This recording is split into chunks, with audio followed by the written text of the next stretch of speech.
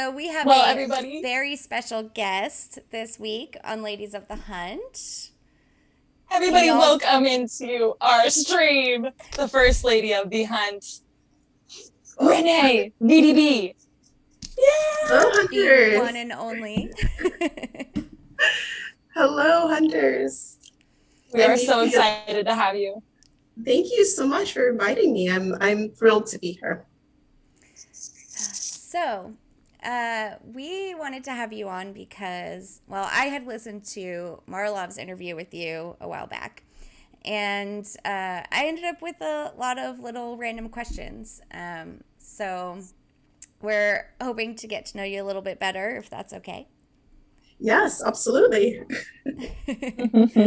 Oh, and Kivo says Renee always looks like a different person every time I see her.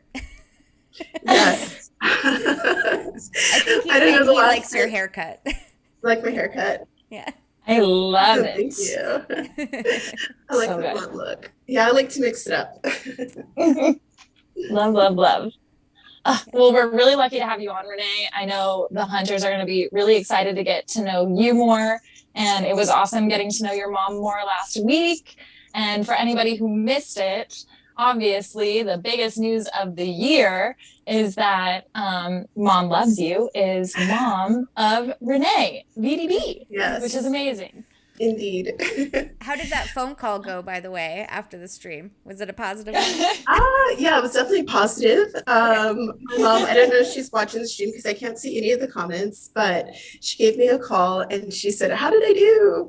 I hope I didn't say anything that bothered you." And I said, "No, not at all. You did great. You look lovely." And it was fun. It was awesome to see her. She loves the game. Like, she really, really loves the game. We could tell. Yeah. Yeah. So, Yeah.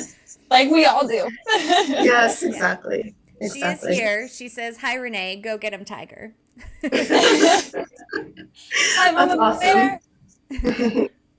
Yes. Well, so your mom is such a huge fan of the game. We have to ask, how often do you get to hunt? You know what? Okay, so I hunt daily, but my definition of daily is different than other people's definition of daily.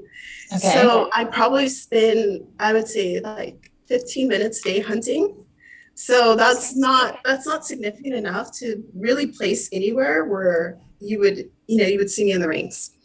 But I do it. I do it as part of my morning routine. So as long as I get out and go walking, I've always been, for the most part, I've always been a walking hunter since the Nice. game first launched, like very first launch. That's what I hunted. And so it was pretty crazy to see when Mom Loves You joined the game, that she was just like blowing past my rank. I was like, how is she doing this? And she was making strategies. And Oh my gosh. I said, this is crazy. So So yeah, did it happen like just like that? Like she just literally blew past you and you're like, wait, oh, Mom, you didn't even tell me how much you loved this game. Like, exactly. Yes. So when she joined the game, so basically invited her and invited all of my family. And to be honest, I did not expect her to take to the game the way she did. I figured, maybe my brother or sister, they would have, or perhaps my cousin who's a little bit younger. I thought my mom would sign up to support, but I didn't think she would do this because she's never played a game before. So it was pretty, I mean, it was pretty wild to see how much she took to it. And it's funny because when she actually first joined the game, she created her account, Mom Loves You. And to me, it was like, oh, I was like, Mom, did you have to put something more obvious? Like, it's like, it's a dead giveaway. exactly, it was a dead giveaway from me. So I figured Sure. it was obvious to anybody else playing the game. It's like, okay, there's 20 people in here and Mom loves you. We had no clue. Yeah, Not exactly. a clue. It was only obvious to me, so it felt kind of like, oh, like a little bit embarrassing. But then at the same time, as more players came in and she was a diehard hunter, it was like, okay, this is cool. Wow. Yeah, I That think we is all just took her as like a supportive mom out there. I mean, Yes, especially for during sure. COVID, it's like everyone needed, a loving mom. So She was like that supportive person for someone that didn't. I saw her as like the free mom hugs kind of person, you know? Yes, Yeah, yes, exactly. For all of us, for the community. Yeah, yes. yeah. So awesome. So what was it like seeing her on the show? Did you did were you surprised by anything or No, I wasn't surprised by anything. It was really cute. I liked it. yeah. But yeah, I don't know if that sounds like cute, but it was nice to see her. So I definitely was like glued to the screen. I was like, what's she gonna say? On some of the questions you asked her, I was like, hmm. But no, it was really nice to see her and just, I mean, pretty much all the players, I feel like I try to tune into any stream. That was something that in this game I wanted to do. I know Illusion Weaver is extremely active in the Discord and all over. And I said, well, what's something I could just really do to support? Because I didn't feel like it'd be as in real time, Mhm. on the Discord respond. So I said, okay, anybody who streams content, anybody who makes YouTube videos, let me just watch it and log it. And so I've always, like, from any hunter, I try if I can to subscribe and just jump in and follow along and, show support and, just really keep in touch with the whole community. It's honestly blown my mind how incredible, people have really taken to this. Yeah, I could have never imagined. Well, we definitely Yeah, appreciate your support. yeah, I was Oh, gonna yeah. say your mom coined the phrase perfectly, like came for the crypto, stayed for the game, but also like staying for the community because Yeah. everybody's just so amazing. And yeah, it you guys have totally cultivated this army slash cult of Please, a no cult of cult. We are cubies. not a Does cult. that work? No, but we Oh honest, my I mean, goodness. we can't wait for this game to grow to its like maximum potential because I mean, all of us clearly see that. And no, just can't thank you enough. Not cult like, but we, Exactly. for Yes. how We are not addicted a we cult. are, for You're how free to addicted leave. We we don't are. want you to leave, but you're free to leave. Yeah. Honestly, it blows my mind how positive and mature the community is. I mean, and that's got to be a testament to the game. Like, there are so many games out there, and they create these horrible, nasty Oh, yeah. communities, and somehow this game just attracted wonderful people. Well, okay, so what I can say is this was something that Illusion Weaver really set out to do from the beginning. So I'm talking about in the early days before there was even like the very first demo, to really try it. Was he said one of the most important things is to build a strong, healthy community. All games that are going to succeed have a community around it. And to be honest, as he was describing that and telling me his vision, I didn't fully see what he meant by that. I said, okay, of course, community engagement and, talking and supporting was important. But it was literally when the Discord, for example, was first set up, he would be in there and any person that joined, he would say hello, he would talk to them, and so I think and what ended up happening was because he did that, the very first people that came into the game did that to other new players. So they would just volunteer and say, hi, how are you doing? Where are you from? Yeah. And just engage. And so it kind of just set this tone. And I think that's so important because we all know the internet can be a completely nasty place. Even though we're all human beings behind the keyboard, it's very rare for somebody to say good morning and somebody to respond to you. That's not a common thing on the internet or in any community. So yeah, it was he's definitely leading by example, which is Yes. amazing. Yes. And Yeah, it took, I will say this, it took a lot of effort because you can imagine, starting a game from the ground up, you have 10,000 things to do, you have your time, but making an effort to be there for the community, to ask questions, to solve. You remember in the beginning, it was if you needed something in your area to get started, to like manually go in, look at the area and do that. That took a lot of time. Yeah. A lot of effort. There were times that I'm thinking like, it's okay. He's like, no. You gotta you have to cultivate the first players because they're going to invite other people and that's what's going to get the game going. Yeah, and he So, didn't just Wow. like farm that out to someone. He did it personally oh no. himself. And I know that that was a huge thing when I started to see the head developer of the game in the chat regularly. I was like, wow, like you never see that. And yeah, I was Yeah. super impressed by that from the very beginning. Even Yeah. still to this day. Yeah. I know Yeah. it's one And of the like big selling points. I see the other side, like behind the keyboard, and it's like meeting. Okay, jump into Discord. Okay, devs. Okay, mods, jump into Discord. So it's like always consistently making time. And sometimes I'm sure he's listening. I don't know if he's in the chat right now. I'm sure he's listening. But there's times when I do not have energy. I have a lot of energy. I don't have that much.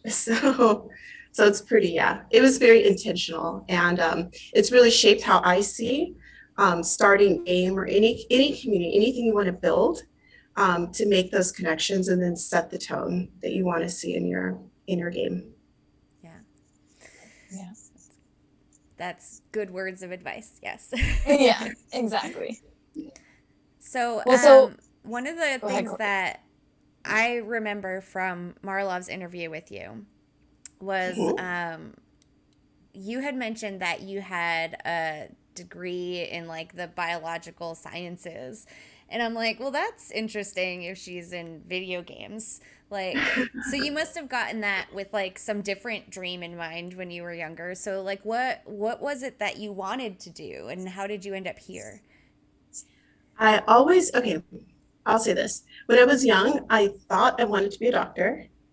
And it's Okay. because things that were gory or unusual never bothered me. So if there was, like, I remember asking my mom, can you bring like a chicken's heart back home? I want to like cut it open, look into it. Wait, And then where I was just your mom that she could bring back home a chicken's heart? you go to the butcher. We haven't even gotten to our Oh, interesting sites on okay. our walks It's like yet. hearts from the butcher. And I just wanted to, I don't know why I would get ideas in my head, but I just wanted to, okay, like let me peel this off, let me open this up. Oh, I can see the chamber's heart. Oh, that's so cool. So I would do that at the Yeah. house. And then I'd have Biology just built in you. yeah, exactly. I would have experiments in the refrigerator. And so there, I would say, don't touch my stuff, mom. Like, leave it alone. Or my brother, like, don't touch it. I'm like doing an experiment. And they're like, okay, whatever. So they just left me alone. It's so cool. Yeah. So it's I, just that.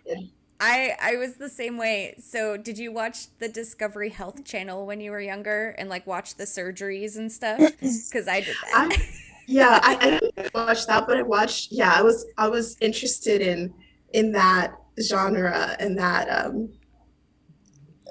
world, I guess you can say. Well, So it just seemed and natural. I think everybody just said, oh, Renee's the doctor. Renee's, that's what she's going to go into. And I remember in our last stream, you were saying, I know Marvin's house mentioned something about were you the one that used to read like the encyclopedia growing up or something like that? You were like, I read the dictionary and the encyclopedia. Yeah. I figured, and it's kind of weird because with the dictionary, I said, well, I'll know every word if I read it like cover to cover. And then, I probably got somewhere in it and then, you stop or you come back to it. But it was really interesting just to like learn different words or learn the connections between words, etymology, all of that. So that was pretty cool and like cool to me. And then what else? The encyclopedias. So we had a set of encyclopedias in our house. And so sometimes after school, I didn't want to do homework. I would just go pull out an encyclopedia and just read. And I remember, I'll never forget the one entry about fiber optics. And I was just completely fascinated with like internal light reflection. And I was like, whoa, like this is crazy. Like how just the whole thing.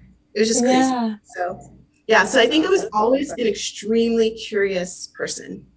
And I will say that Jeopardy was my favorite show, which is like a serious, like nerdy thing to be into. Hey, I'm right there with you. I was the same. I was definitely the same. I love that. Yeah. Yeah, my experiments were always random, like household things put together to see how they react to each other, and like, yeah. And then it was like cooking. I got really into cooking and the like chemistry of cooking and baking and stuff. Yeah. That's awesome. Yeah, I think now there's so many shows. I remember like Alton Brown had his show about like he would go and analyze like if you put this and this, and yeah, it just really, it's interesting for interested minds. That's perfect. Yeah. So And it sounds then, like the chat, that's kind of where the trivia kind of fits in with you and how you fit in so well with coin hunt world and creating this amazing game, because you were like, oh, I got this, don't worry. I was like, okay, I'm right in my lane. This is perfect. Like I seriously think I have the perfect job. I love it. Um, yeah. So That is the best thing to hear, like literally from anybody, but from you especially. yeah. so I did some research on you. I Mm, mean, it was pretty okay. basic. I just looked up your Twitter, um, and Okay. I saw that you created this other video game before Coin Hunt World called Microcosmic Worlds. That Yes. was like a virtual reality, like science learning game. And I was like, Yes. okay, that makes so much sense for like the trivia stuff. And now knowing, your background and being super curious about things, like that just sounds like you. Yes. Yeah, I created that. So I started a company called Code on VR. And at that time, so interestingly, when I met Yurun, Illusion Weaver, but I'll call him Yurun. But when I met Yurun, um, he was actually only 1 or 2 weeks in the US. And like we connected, and he was telling me about like this virtual reality and it's going to change the world. And if you really know him, you know that when he's passionate about something, like he will show you a vision that is just so like he'll open your eyes to something. And so I was like, what is this virtual reality? He's like, oh yeah, it was like super, super, super early. I mean, like connected with the founder of Oculus, like the whole thing right there at the epicenter. And so I said, well, I want to try this virtual reality thing. He said, no, no, no, there's like nothing out yet for it. I was like, what are you talking about? There's nothing. I said, no, but I can tell you it's amazing. I tried the prototypes and like, okay. I was like, sure. But when I put it on, it was the very first, for anybody that is familiar with virtual reality and Oculus and the whole history behind it, the very first developer kit was, well, they call it DK1. And that was the first kit that was sent out to all developers creating virtual reality content. And so we put Oh, it I didn't on. realize they did that. Oh yeah, yeah. So before the commercial product came out, there was Okay. I know that the main ones were DK1, DK2, and I don't know if there was another version before they actually released the first one. But it was a chance for developers like to this was in 2013. Okay. And so pretty much like I remember I mean, the experiences were like bar none some of the most exciting things I've ever done, because it was an entire community of all people making virtual reality. So like Wow. almost like the who's who. Like I remember standing in gosh, I can't remember, but it was like a sound stage in LA. I got to see how 3D models are created, like how you're photographed from all different angles, turned into an avatar and a character, how you're rigged and animated, all of this stuff. And I was just like blown away. It's like, oh yeah, this is where we filmed like Avatar, and this is where Tom Cruise, like all of this stuff. And I was just like, wow, like I'm in that space to just see how it's all created. And so I was just completely fascinated. And I remember back then it was something called VRLA. And so it was all different developers, and people would come from other states, but it was like the biggest virtual reality kind of conference and gathering. And we would come together, developers, just like exchanging ideas, and it was awesome. And so just being in that environment, seeing it, I said, I have to create something here. There's no way I could have this much like access to developers and to knowledge. And so I switched out of what I was doing, which was more in like digital marketing, e-commerce. And I said, I'm going full speed into virtual reality. And I had no experience. But I Wow, and knew, you created a whole game. That is yes, so cool. yes, I had like going into it, I had no freaking idea what I was doing. And I can tell you this, anytime you create something you've never done before, you're gonna have like tears, heartbreak, like freakouts, like when your stuff isn't working and you're lugging your equipment and you're trying to do a demo and you're like, what the heck am I doing? Why did I decide to get into this situation? But it's amazing because no matter what, you will figure it out. Like you have to, you can, like either you're going to go home and just cry or you're going to figure it out. And so I just decided, I mean, there were so many days, so many nights where I would be up, but I knew, and I think from like a science background, you could just break anything down into its parts and you say, okay, you just treat it like a project like that. You just break it down into many parts and you just figure it out as you go along. And then, yeah, I just assembled a team of stellar developers, was on the internet contacting people from all around the world. Okay, can you create this? Can you help me with this? And then, yeah, we just came together. We created a product. It's on Steam right now. It is. Yes, yeah. It's available for download. You can download it if you want to. If you have a VR headset, it requires That's a VR happen. headset. Oh, yeah. But I need to get myself a VR headset. I don't have an Oculus Rift, but my boyfriend's brother does, and my friend does. Yeah, I'll make it happen. Okay, awesome. It hasn't been, I mean, it's perfect. Everything's good to go. It hasn't been updated because if you know like anything about the VR scene, gosh, I'm trying to think. We released it in 2017, like the final product came out in 2017. But I would say it was one of the most difficult things I've ever done. But it was so gratifying. And to be honest, like everything after that just feels like easy. Even though it's not easy, it's like, okay, you got this. Like stress, it's like, okay, just, tasks that you have to do, but I don't really get very stressed at all. Well, that's good. Yeah. So does that mean we can see like, the Cubiverse kind of heading this way into virtual reality someday? I would definitely say that coming from both Yudun. So I don't know if he's ever really talked about his previous project. He created, and I was, to an extent, I was part of that team as well. But for me, I just felt like there were things that I wanted to do my way. Like when you're a game designer, you have a vision, like you map out this entire vision, right? And then you're sharing your vision with your developers to build this vision out.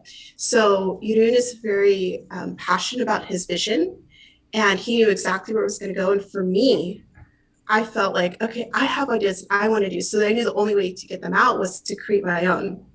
And so I can definitely say that the Cubiverse, or this world that we're building, is definitely influenced by the experience coming from virtual reality first, and then building this out.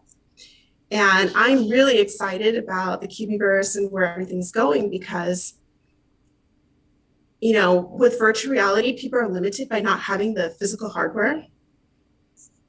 Everybody has a mobile phone, right? So starting with Coin Hunt World was a very important step to start where we're at and then get us to where we're going. Wow, talk about a power couple.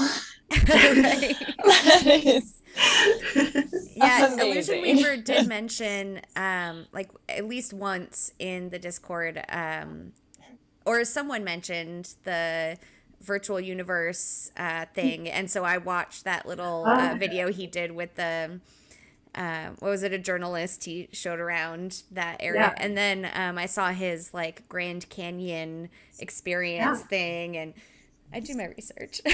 Yes, absolutely. But it was all so cool.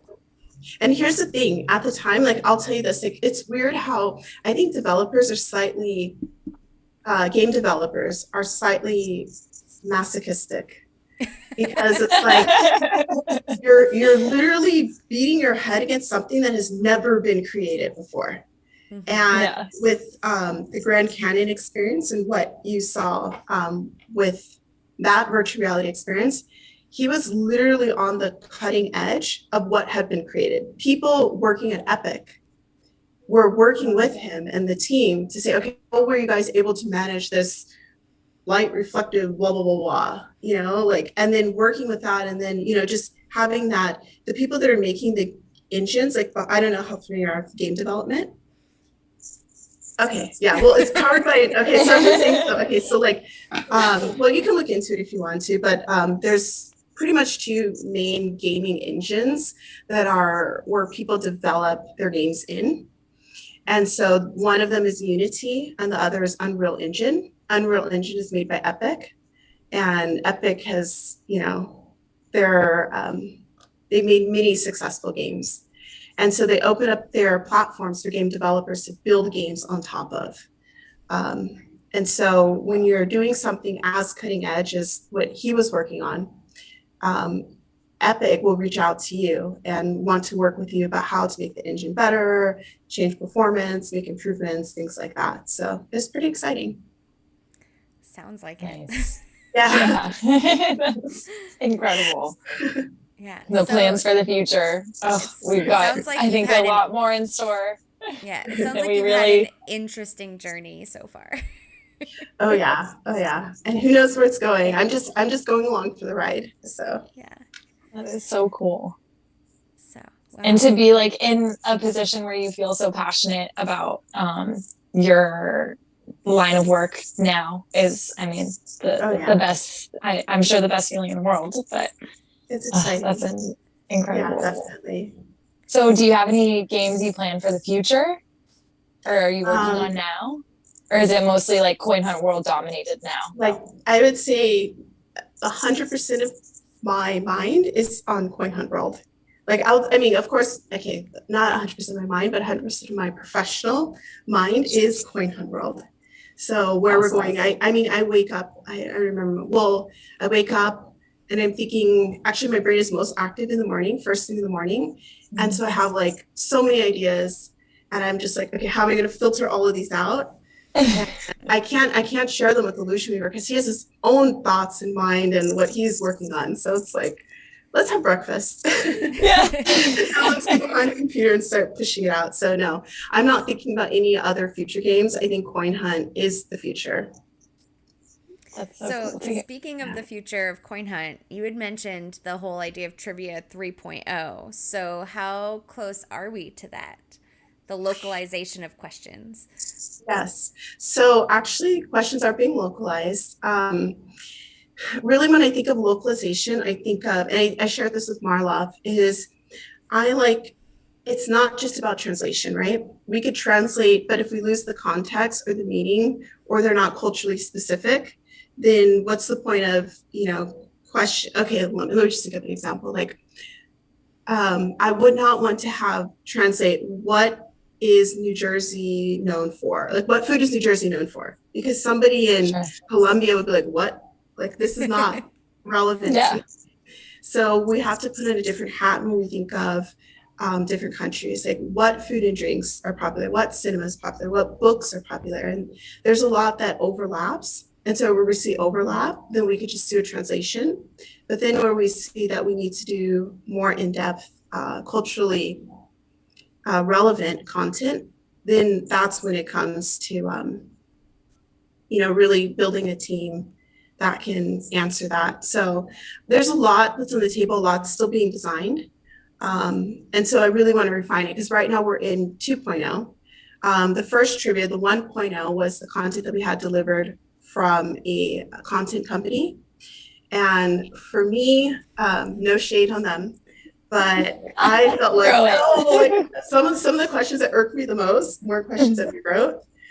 Like the pelican speak. Yeah. The pelican speak, I'm like, really? Like, what did humans not eat? Like all of those ones, I'm like, okay. But if I had my way, but see, here's the interesting thing. So I always have to balance out between what I think is difficult. So a lot of times there's a lot more trivia that's not in the game yet. Because for one reason or another, I felt like if you put this in, this may overpower the category or turn it a little bit this way. We don't want to turn people off because some people say, they would say, I avoid art.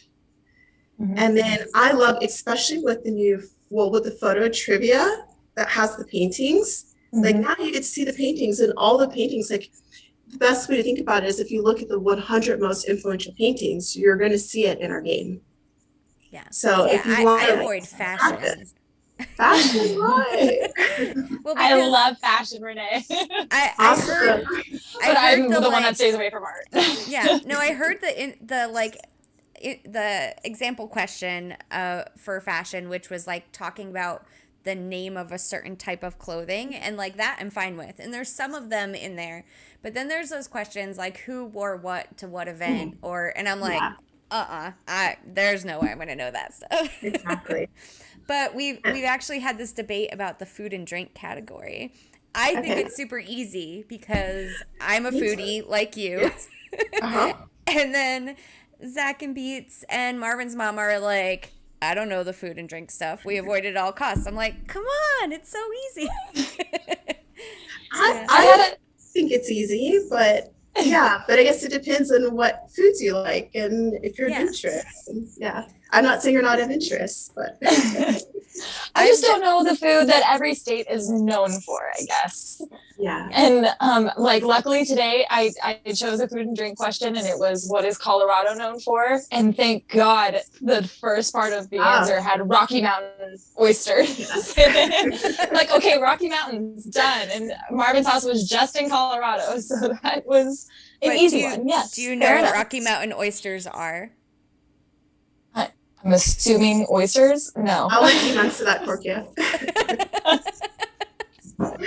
No, because then sweetbread was another option, and Marvin's house said that sweetbread is the same thing as oysters, and then he got me all confused. I was like, okay, what are you talking about? I'm pretty sure that know, Rocky maybe you Mountain can clear it up in the oysters. comments. I'm pretty sure Rocky Mountain oysters are the same thing as what we call calf or lamb fries here. What the heck is that? Lamb fries is like fried bull's balls. Yes. Yeah. No, Yeah. There's no oysters in Colorado. I mean, you can have oysters anywhere, but I didn't understand the Rocky Mountain oysters at all. I'm like, okay, well, thankfully that part was there. See, I'm definitely a foodie. Like, it is my goal to try every food in the world at least once. So if I ever go somewhere where there's something on a menu that I've never had before, that's what I order every single time. On my list for California is abalone because I've never gotten a chance to eat abalone because it only really exists in California when you're in the States. So that's something I'm going to have to eat in California when I go. Yes. What food is California known for? I don't even know. Well, I know the answer is avocado toast. And it's just, yeah.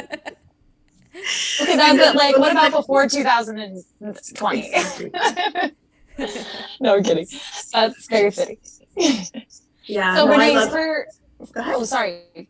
I was going to say, for those who didn't get a chance to listen to the episode that you did with Marlov, which was super informative, at least I found, regarding like where the trivia comes from and how much influence you have on it. And I mean, even knowing like what your favorite question is in the trivia I'd be curious to know, but like, I know you said the content trivia 1.0 came from content creating, was it a site or? Yeah, it's a company that creates content for game shows, all of that. Oh, okay. Yeah. Cool.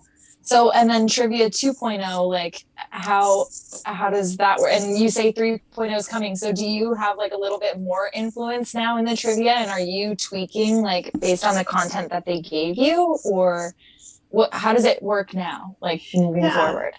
So I would say from the very first content that was delivered, I would say like when it comes to the trivia, I've had like complete control. So yeah, so I think I found the content company and I said, I always want to do research and then pitch it. And so when we got it, it was perfect for what we needed to like jumpstart the game because, imagine investing like hours and weeks just building out a trivia database and we don't have players, right? So it's better to first get it going and then add to it or modify it. So that was the logic behind that. And then the 2.0 was saying, okay, now see what do players like? How are they answering it? I learned so much. I mean, I would say in 2.0 was really taken into account. One was a lot of people in the beginning were Googling all the questions. And so we didn't have a good gauge for difficulty, right? If people just Google, you can ask the most obscure question, but if Google can return an answer, then do we really know whether they know the question or were they just Googling it? So obviously that changed when we implemented the timer. And then the other thing was we can ask a question so this is part of all 2.0, like thinking and improving the game, right? We can ask a question that makes it more difficult to Google. So even though the question could be an easy question, I'm trying to think of an example. Okay, the question is, okay, who wrote Cat in the Hat? Right, Dr. Seuss, right? Sure. Yeah. So if you just Google, that. yeah, if you just Google like, well, I'm not going to start it right now, but who Googled, or I'm sorry, ask Google that question, you'll get the answer returned to you quickly. But then we can ask the same question, but differently, such that it's hard to Google, and that would look like, which book was written by Dr. Seuss? And then yes, Google would have a much harder time trying to figure out what your answer. So it would just maybe put a list of them. So of course you can then go down the list, but you don't have a clean answer. You'd have to search through it.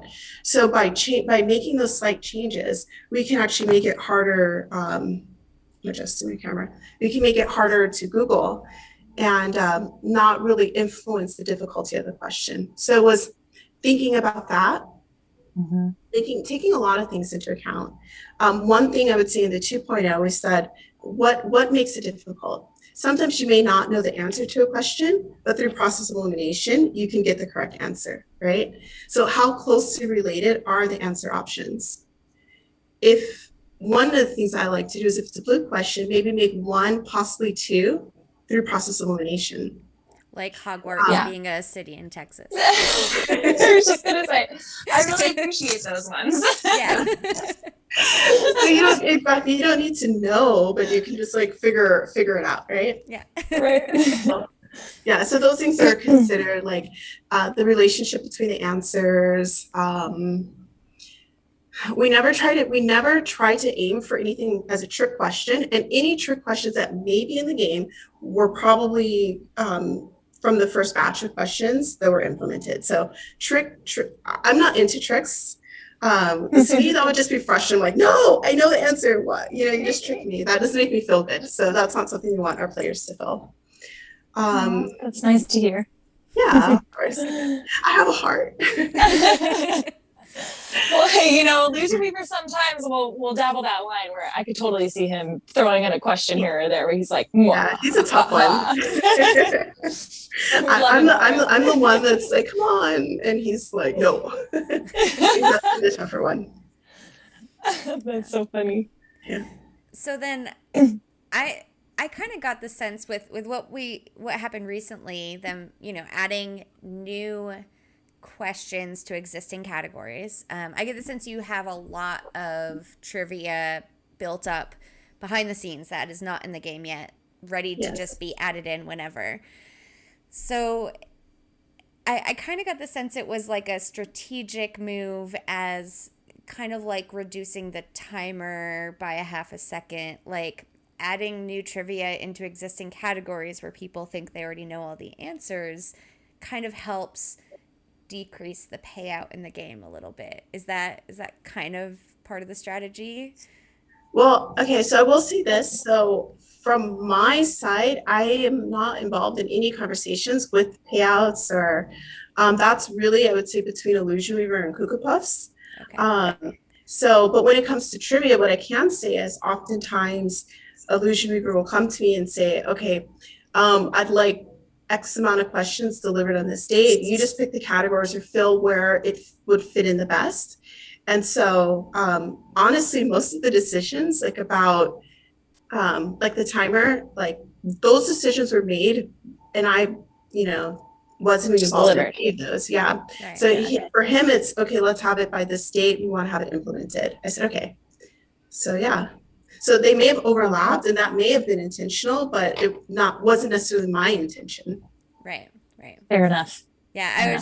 I always look at things from like the business standpoint. And I guess if they're trying to reduce the amount earned per player per hour, it only makes sense to add in new trivia, especially to existing categories, because then, people click on a category thinking, oh, I know all the answers to the questions in here, and then they come up with one that they don't know, and that might burn a blue key or something. Yeah.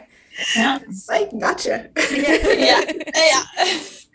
Well, it happens to me. So I know, all the trivia that's pretty much in there has come across my, like, sometimes I'm looking at spreadsheets, it's like on and on and on. And you would think I would know everything, but then I get out there too and I'm like, what the? This is not a green level question.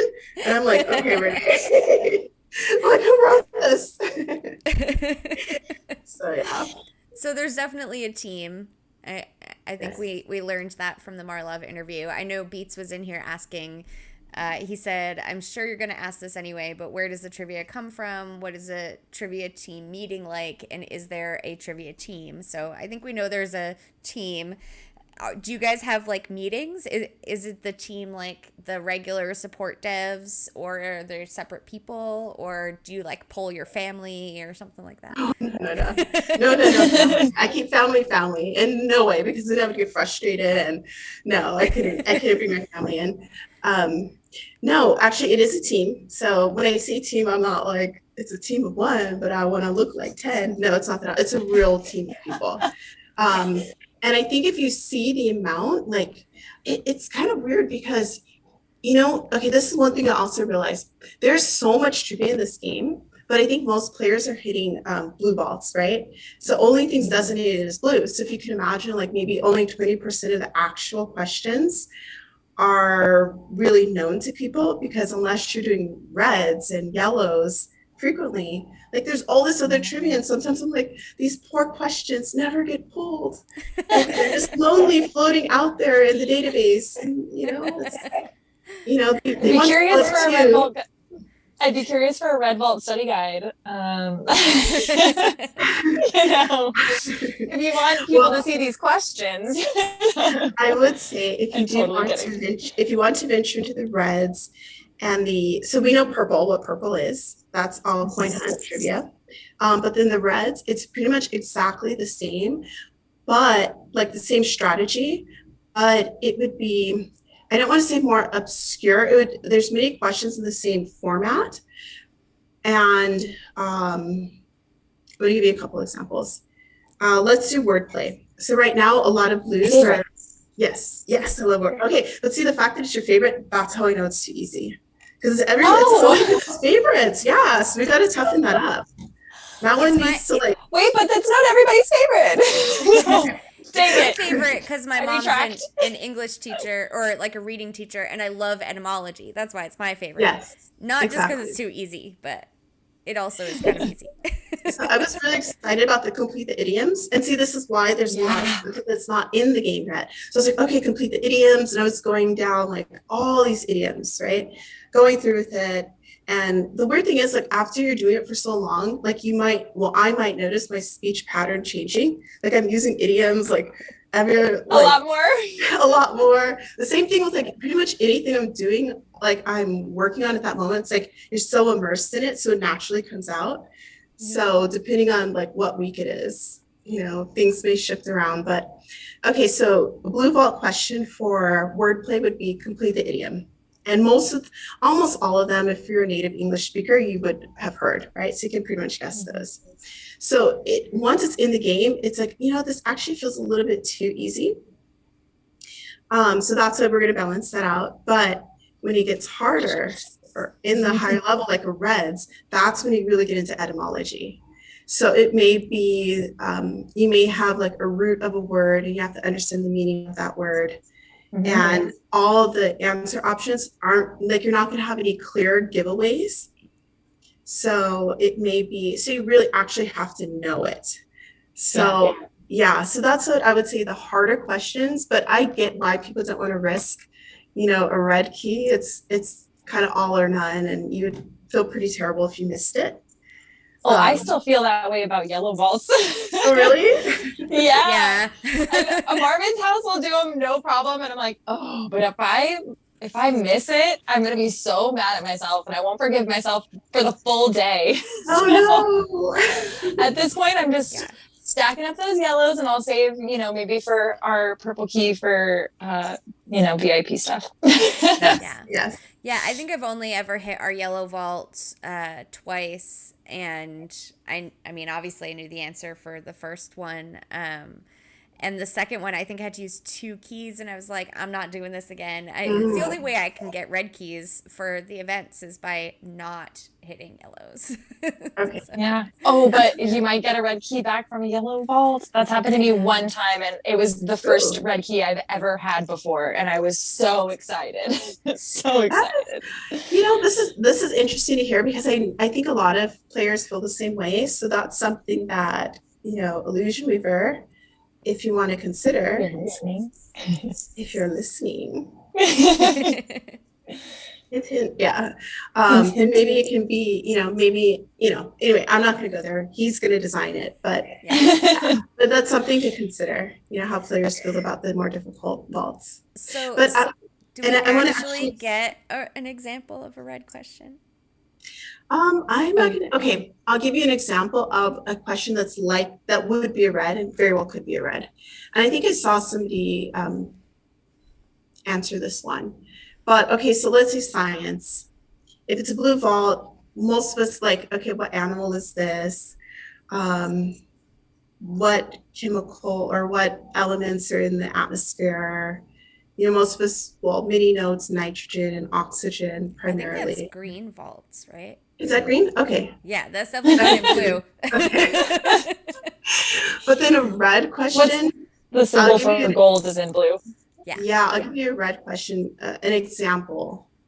I want to ask it correctly. So I'm not, what, what process converts, I don't know, whatever, into glucose in the body or something, but you would like to, okay, so let's say the answer is glycolysis, or Mhm. which process in the body breaks Down glucose? glucose. Yeah, breaks Yeah. down glucose, right? Glycolysis. Well, the lysis is the cutting part, but you have to know that part. So you, even if you didn't know it, you'd have to have either taken biochemistry or Yeah. some sort of advanced. So that's where it comes down to. Is this have you studied this topic? Do you have some sort of like probably advanced knowledge to be able to answer it? But I don't like a question that's obscure for the sake of being obscure. It should Right. just be more like a higher level understanding of the topic. Well, because I feel like those questions too are like, you either know it or you don't, right? Mhm. Like, Or you you can could definitely make deduce a it. guess If you're for good at sure, wordplay, like if you can do the but etymology of stuff, like the itis is like the inflammation of. So anything that has Mhm. itis, you know that. Like, yeah. yeah. And somewhere right in between that is, I think, what you guys are going for, right? Like, maybe I'm not a biology major, but if I studied biology in college, I might be able to get away with it. Oh yeah. Pretty much whatever you studied in college, if you've gone to college and you studied that, lean into that category when you get into the higher levels. Like you're going to be taking a risk. If you're like a humanities major and you go into the sciences, like good luck. Yeah. Or This is have why I somebody love with you. wordplay. Yeah. Can we get an Communications. accounting category? You have You it, it's know, mathematics. you know, No. There's a lot of geometry in mathematics, and there's a lot of like other like calculus and stuff in mathematics, but accounting is so not what very would you much math. like balance sheets? Like, Yeah. okay, okay. I Trivia mean, 3.0 or 4.0. no one else would Like, want that category, so I'm not like pushing for Hey, mom it because would. the oh, community would be mad love at me. it. Yeah, Yeah, mom, mom would mom love loves me, it. but love it.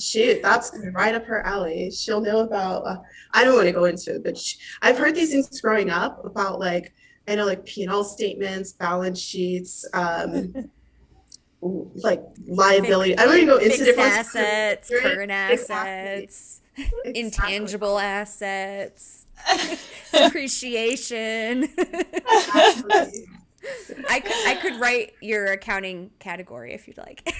Yes, maybe when we get there, I'll definitely talk to you. Okay. I tutor accounting on the side, so it's Mm. it's Well, that good is cool. refresher, to that when you teach something, you learn it better, it's Yes, absolutely, yeah. absolutely. And so Renee, like while we're on the topic, what is your like what's your favorite trivia category, and like what's your most like avoid trivia category? I would say that if I'm hunting and I want to just get it right, if I get wordplay, I just go for wordplay. Oh, well, see, But that then tells me that it's too easy. yes, exactly. Kidding. So yeah, I would just go for wordplay. But what I also like to do, okay, so anytime a new category is getting introduced, I always like to play it in the wild because like when you see it in a spreadsheet, you already have the context, you have a lot of that, right? But when you see it in the game as it pops up, that's when I get the feeling. And I'll say, you know, we're getting a little bit too much of this. Or I'm not really liking how this is. So the next batch of questions is kind of rounded out this way. You know, what were the last new categories? We had history, we had mathematics. I feel like mathematics needs some more work on it. I feel history, we need to add more content. Yeah. So I like all of them. Sometimes I try to pick categories that are outside of my comfort zone um, as kind of a way to, you know what well, like in science, they call it neuroplasticity, which is like making your brain new pathways. So I'm like, I purposely try to make myself a little uncomfortable.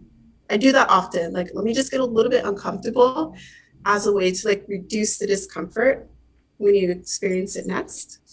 So that is a great personality and character trait to have. Never stop learning. That's awesome. Exactly. Yes, exactly. So, do you have a favorite question you've written? Well, okay, there's questions that I think like I found it funny, but then when other people like Mortal Wombat, like there's a question about complete the video game title. And I was like, Yes. Mortal Kombat. And I'm like, okay, what else can we say? Mortal Wombat. And then like people thought it was funny. So it was like funny in the moment. But then other people find it funny. And so it makes me laugh again that they're finding something funny. When I got that question, I burst out laughing so hard. And my boyfriend randomly hunts with me here and there, and he happened to be with me that night, and he's like, "What is wrong?" And I was just like, "Mortal Wombat," and he started laughing too. It was hilarious. Yeah. Yeah, you don't even have to see the question at that point. Yeah. I want. Okay, so wait, so I have to ask now, Renee. I try to put like little, sometimes like Easter eggs, or maybe I'm in a certain mind space at the time.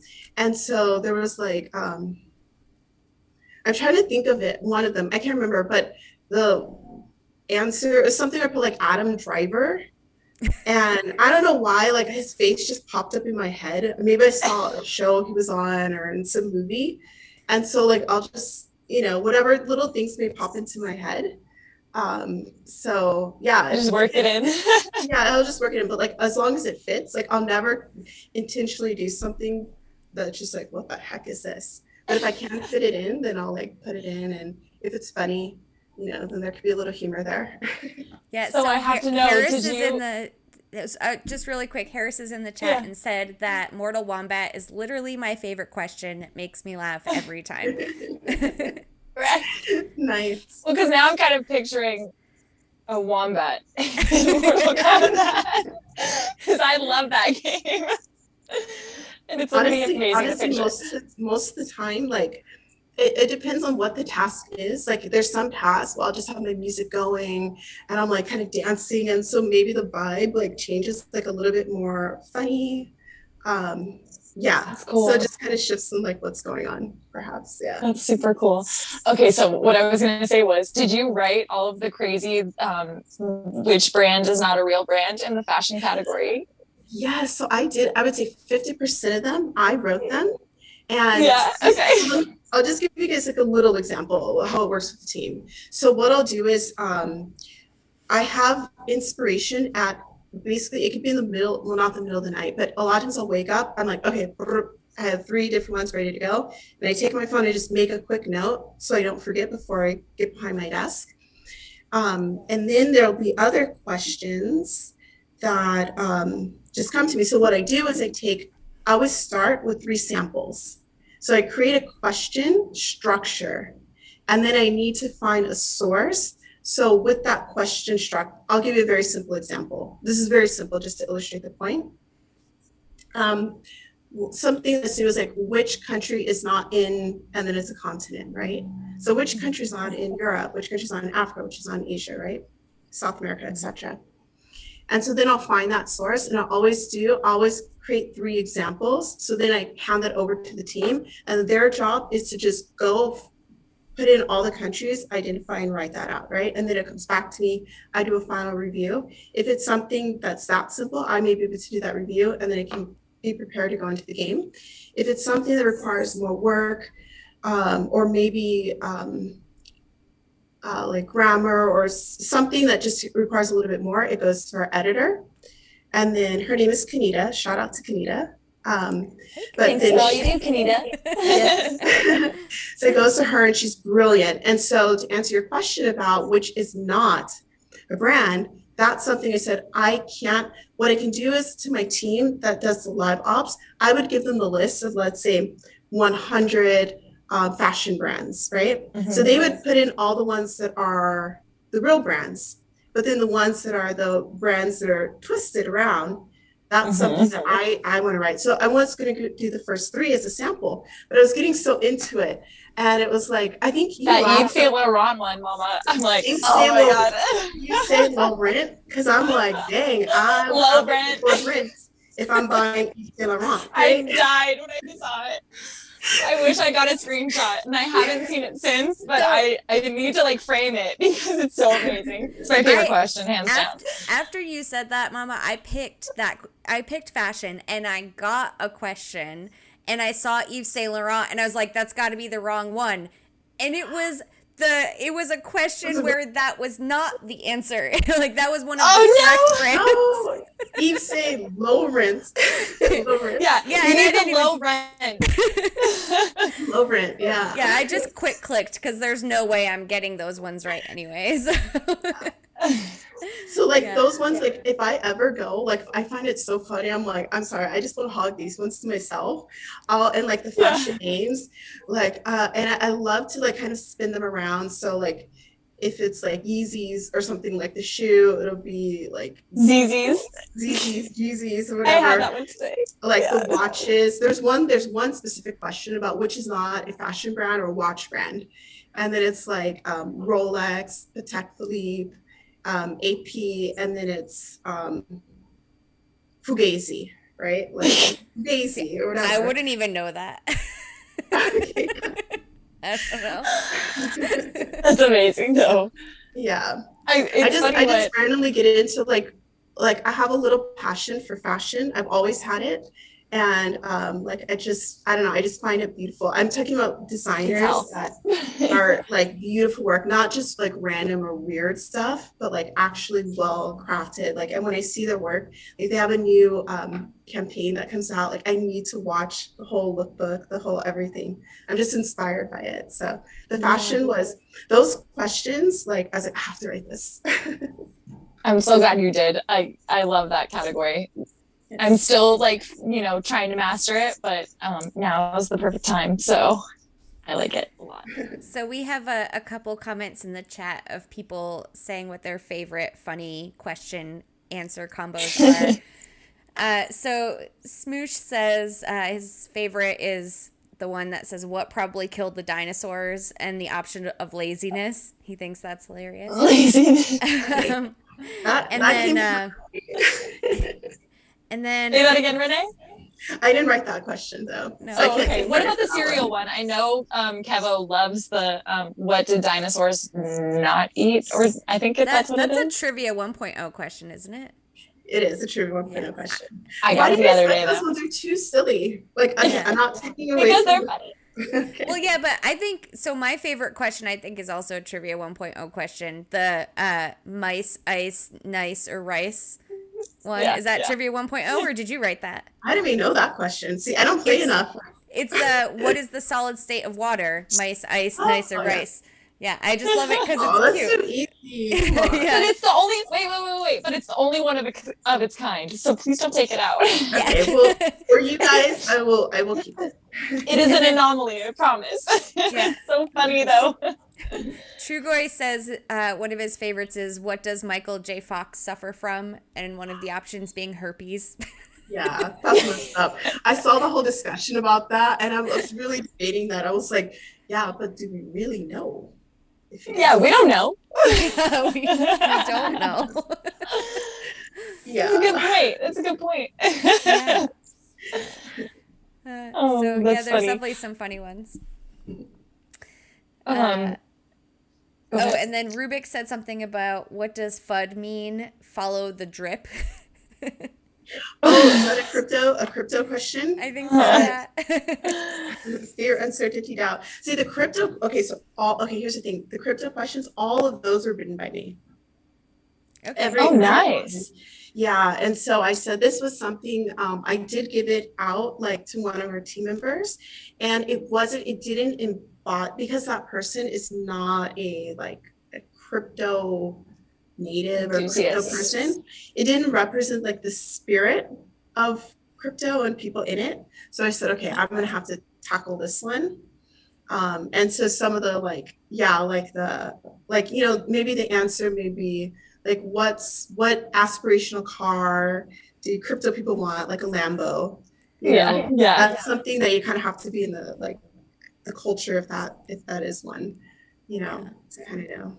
I remember it was really exciting when that whole category came out, though, because it wasn't one of the initial categories.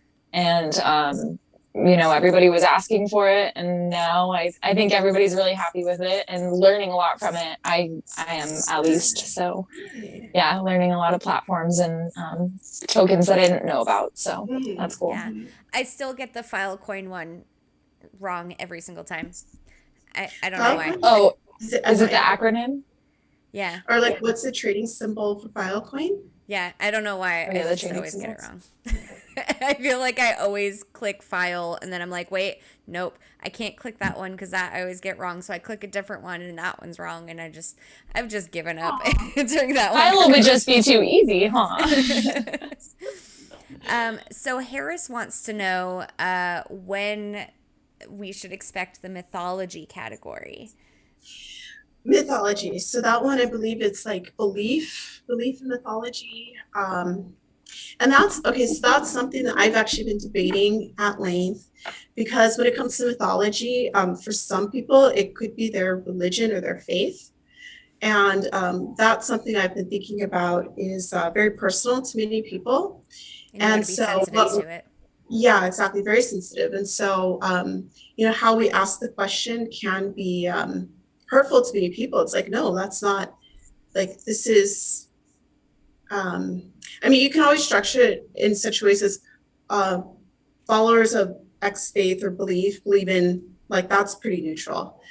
So it's one that I've actually been dreading. So I think if it's like, yeah, if it's mythology, that's like what we now like most, okay, some people, well, see, even this can be like perceived the wrong way, but there's some people of certain faiths that call their beliefs mythology. So if I include that, and then, people are like, no, I believe that literally, that's not a myth, and that's not, so yeah. So it's something that I feel like I've been avoiding, and I'm not really excited about, to be honest. Well, if you ever get around to it and you need some like red vault questions, I got some trivia in my back pocket about the flying spaghetti monster. So that was the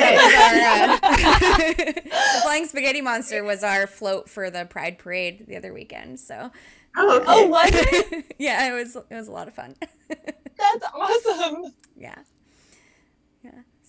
So I kind of going back to something you had said before about the localization and the translation stuff. So am I understanding then that only some of the trivia is translated into Spanish? Like, have you removed, like, when someone's phone is in Spanish and so they get questions in Spanish, are they getting a limited batch of trivia? Yes. Yeah, Okay. because not our entire database is not translated to Spanish and probably won't be translated into Spanish, but we definitely want to we want to increase that database to include more content. So the things that are like the ones that you mentioned about food and drink, about regional dishes, that's not something we would translate into it. We'd want to have regional dishes in the countries um, where that content is being served. So for example, let's say it's still a Spanish speaking country, but not all Spanish speaking countries share the same food and drinks. So Mexico would be really different than like Paraguay, for example. So, and Um, I'm guessing El Salvador is not getting our wordplay idioms questions either. no, they're not getting those, It unfortunately. it makes me think of, I don't know if either of you have seen Flula, the comedian. He's a German DJ, also comedian, and he does these short snippets of making fun of English idioms, and they're hilarious. Like he brings them up in ways you would never think of the idiom like meaning, and it's just like Is Jennifer he poops at parties. uh, is he like a performance artist too? Like his like physical demeanor. I don't know if I've heard that comic or not. Yeah, just Google Flula, Okay. Flula, and the poops at parties one, like the party pooper. That's kind of his most famous one. It's hilarious. Yeah, and It's really it made funny. me think of like the way we say things and like raining cats and dogs and like all of these Yeah. things are just so out there. And if you weren't a native English speaker, you'd be completely lost. Mhm. Yes, exactly. Now, here's an interesting thing because maybe the idioms, like these, I don't know if they're American idioms or just in the English speaking world, um, but that maybe could be a red vault question in El Salvador. That's true. Oh, okay. So, Yeah. Yeah. yeah, so that's something, I've had this conversation with Cuckoo Puffs because I was really adamantly against certain changes with the trivia. I said, no, it's going to run it. And so he presented certain ideas about how it could be implemented. And so it really opened my mind up. And I said, okay, I can see that. So, but that would be that the question itself isn't assigned a level of difficulty. It would be a floating difficulty based upon the region that it's would be displayed in. So if I uh, go to a new a country where the game's launching and they get a red vault and I click wordplay, I might have a really easy time. Could be, yeah. Could be. Maybe in the Philippines, people don't know like these idioms, so they're like, "Oh my gosh, it's so hard." New But think strategy. about, yeah, but think Yeah. about it, right? Like, Okay. Yes, traveled internationally. Yes. exactly.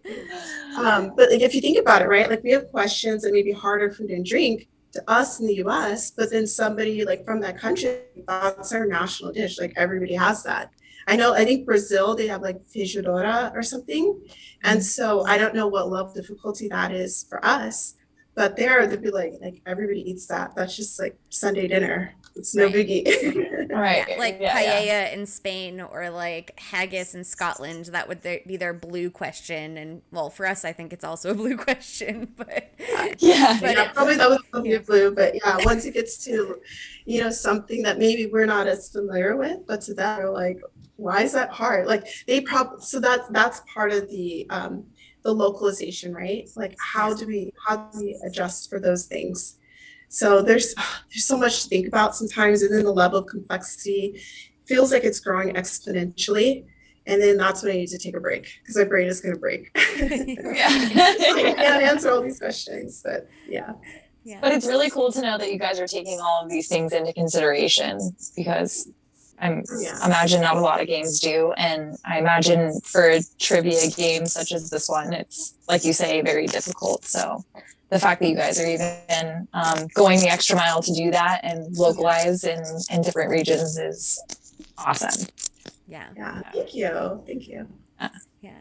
So I don't know if either of you saw this week in the Discord. Speaking of going the extra mile, Cuckoo Puffs was challenging the lady hunters to give him like examples of ideas that might help increase the percentage of female hunters, because he says that we're like 80% male, 20% female currently, and he wants to increase the percentage of female hunters. And so, do you guys have any ideas of what might do that? Um, I have a lot of different ideas, so I'll shoot some out there. But I think before I answer some ideas for how, I think the question could be like, well, okay, so let's say the breakdown is 80-20, right? 80% male, 20% female. Some people may say, okay, well, why does it matter? The game is the game. But I'll just make like a business case argument for why it could be important for us, like why it could be beneficial for us to have more female players, is because if we're going to, let's say, approach a big box retailer, and the retailer is going to ask us questions. Okay, what are your demographics? How many players? What are their age? What are their, etc. Right? These data points. And if they see that there's 80% male, well, we know that women are responsible for many of the purchasing decisions in their house. So that big box retailer may say, this isn't a platform for us. We'll pass for now. Right. Come back later. And so that's something to think about, like as far as a business case, for maybe why if we had a more, let's say, balanced demographic, like sex demographic in our game, that could be more beneficial. Definitely. Yeah, and so then the question, so then if we say, okay, well, that's a good business reason to move forward with that, then we could say, how could we move forward? What are some of those options?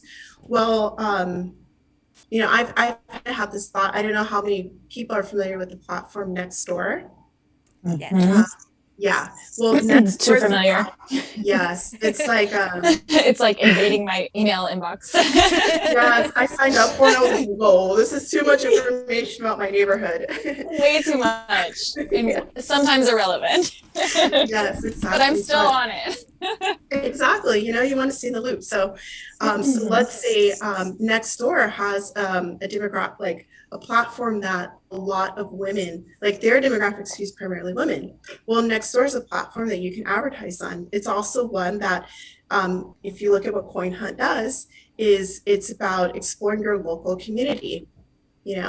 So I can say I have already advertised for Coin Hunt on Nextdoor. Have you? Okay, that's awesome. I blab about it everywhere, so I look for an avenue wherever I can. Yes, that's awesome. And it could be something like we can advertise on that platform. It can also be if our hunters go to that platform and then say, hey, I'm looking for a few walking buddies who want to play this game with me. And that's a great way. There's so many people that are saying they're looking for nannies or housekeepers or people to walk with them. So accountability buddies. Exactly. Yeah, exactly. So you can, that's something easily that players can, if they're on that platform, they can share their, hey, I'm looking to meet with, a few of my neighbors who want to go for a walk, and they can share this game with them. So that's just, there's so many ways we can think about paid advertising. Obviously, there's a cost to that. I know Cuckoo Plus has always said that instead of paying for advertising, he wants the money to go to the players, which then requires us to have a lot of word of mouth. Right. And we know our hunters are sharing this. So far it's working because we really haven't spent a dime on any sort of advertising. Everything has been completely organic, just sharing the game. So yeah, I think it is important that we, if we don't have as many women playing the game, to at least ask the question why, and then why is it happening? Why could it be important? And then how can we make that happen? Well, and I had a couple ideas of why. I mean, the Apple issue is definitely one of them, because I think the percentage, if you look at women, a greater percentage of them use Apple, have iPhones instead of Androids. And then there's also where everyone's finding the game. I mean, when you listen to all the podcasts, almost everyone's finding the game on Reddit, and most of Reddit users are male, and most of the crypto universe is male. one of the things I think would really help is if Cuckoo Puffs let me sell my merch and I could make hunter jerseys for everyone. And while I don't think we need the game to advertise necessarily, it would be nice if the game let us advertise with our merch that we make. And like, I know if I could, every time I go out walking my 6.5 miles, if I could be wearing a shirt that said what I was doing and how much money I was making, I would get a lot of people joining. But at this point, I have to stop someone on their walk and talk to them about it instead. And I'd rather have someone that's curious and interested come up to me instead of me badgering people, you know? And I support your goals, Korkio, 100%. So, again, that's not any, like, when it comes to the merch licenses, I don't have a say in that. I know you're not part of that. So of course. I think it's critically important. And so when I see certain things like that, one thing I know is when you have a passionate community, you want to give them every tool possible to just go out there and do their thing. So I feel like I would never want to have a roadblock that would slow the community down from expanding. So so I support you 100%. Yeah, I hope it happens soon. I guess we'll see. I designed these little jerseys a while ago, and I tried just printing like an example one so that I could just wear it, because I figured if I'm not selling it, I guess I don't need the license if I just want to have it for me. But the company that I was hiring to do it won't print it without having an agreement in place. So I can't even make one for myself. I mean, I guess I could find someone that does like silk screening or whatever. But still. Yeah. I'm excited. Hopefully both. You're exciting and excited. I think this beer that I was drinking for POSP is getting to me. Can you guys see it? POSP, I'm drinking the pink guava funk for you today. I'm missing out. I didn't know. I just have like H2O over here. Yeah, I usually drink like a Fresca or something, but I was in the mood for some guava. So yeah, what are you having, Mama? I'll call you Mama. I didn't know that's perfectly fine. I'm actually having that same Tripel that I had when we were on IT Guys podcast. Oh, nice. Which is probably dangerous. I'm gonna probably just limit myself to one, but I already need to slow down. I can tell. Yeah, they were surprisingly powerful that night. So. Yeah. So what is it? What's the brand? It's a New Belgium Tripel. Okay. Tripel it's like a Belgian style ale. Mm-hmm. Nice and light, but it's delicious. It's just so hot over here, and I'm sure it's hot where you guys are too. It's probably just hot across the United States right now, but woo. Yeah, I need something refreshing. I can say I went to go hunt on Saturday. And 15 minutes into my walk, I got an extreme heat warning on my phone. I mean, it was like 7 a.m, and it was already 90 degrees. And it ended up to like 102 that day. I think it was like 102 for the past 3 days. So, yeah, it's been kind of a mess here. But I've still been hunting. So that's impressive. Are you doing your walks any earlier in the day? I'm trying. Or same time? Yeah. Trying. As along the lines of beer, though, I'll say it for POSP, even though he hasn't said it, but I can imagine he agrees with me. We need a craft beer trivia category. That's very interesting because beverages. Yeah. So I don't know if you guys have probably noticed we don't have any. Is this for me? Oh. Elysian Beaver. Oh wow. Nice. It's blocked out. Oh, you are a good husband. For you, Elysian. He didn't want to make an appearance, but he wanted to make me a drink. So is that a martini? Yes, it is. Nice. Yes, it's a lemon drop. Delicious. Oh my gosh, that's so sweet. Whoa. Oh my gosh, that's very strong. So he's trying to really wants me to get relaxed.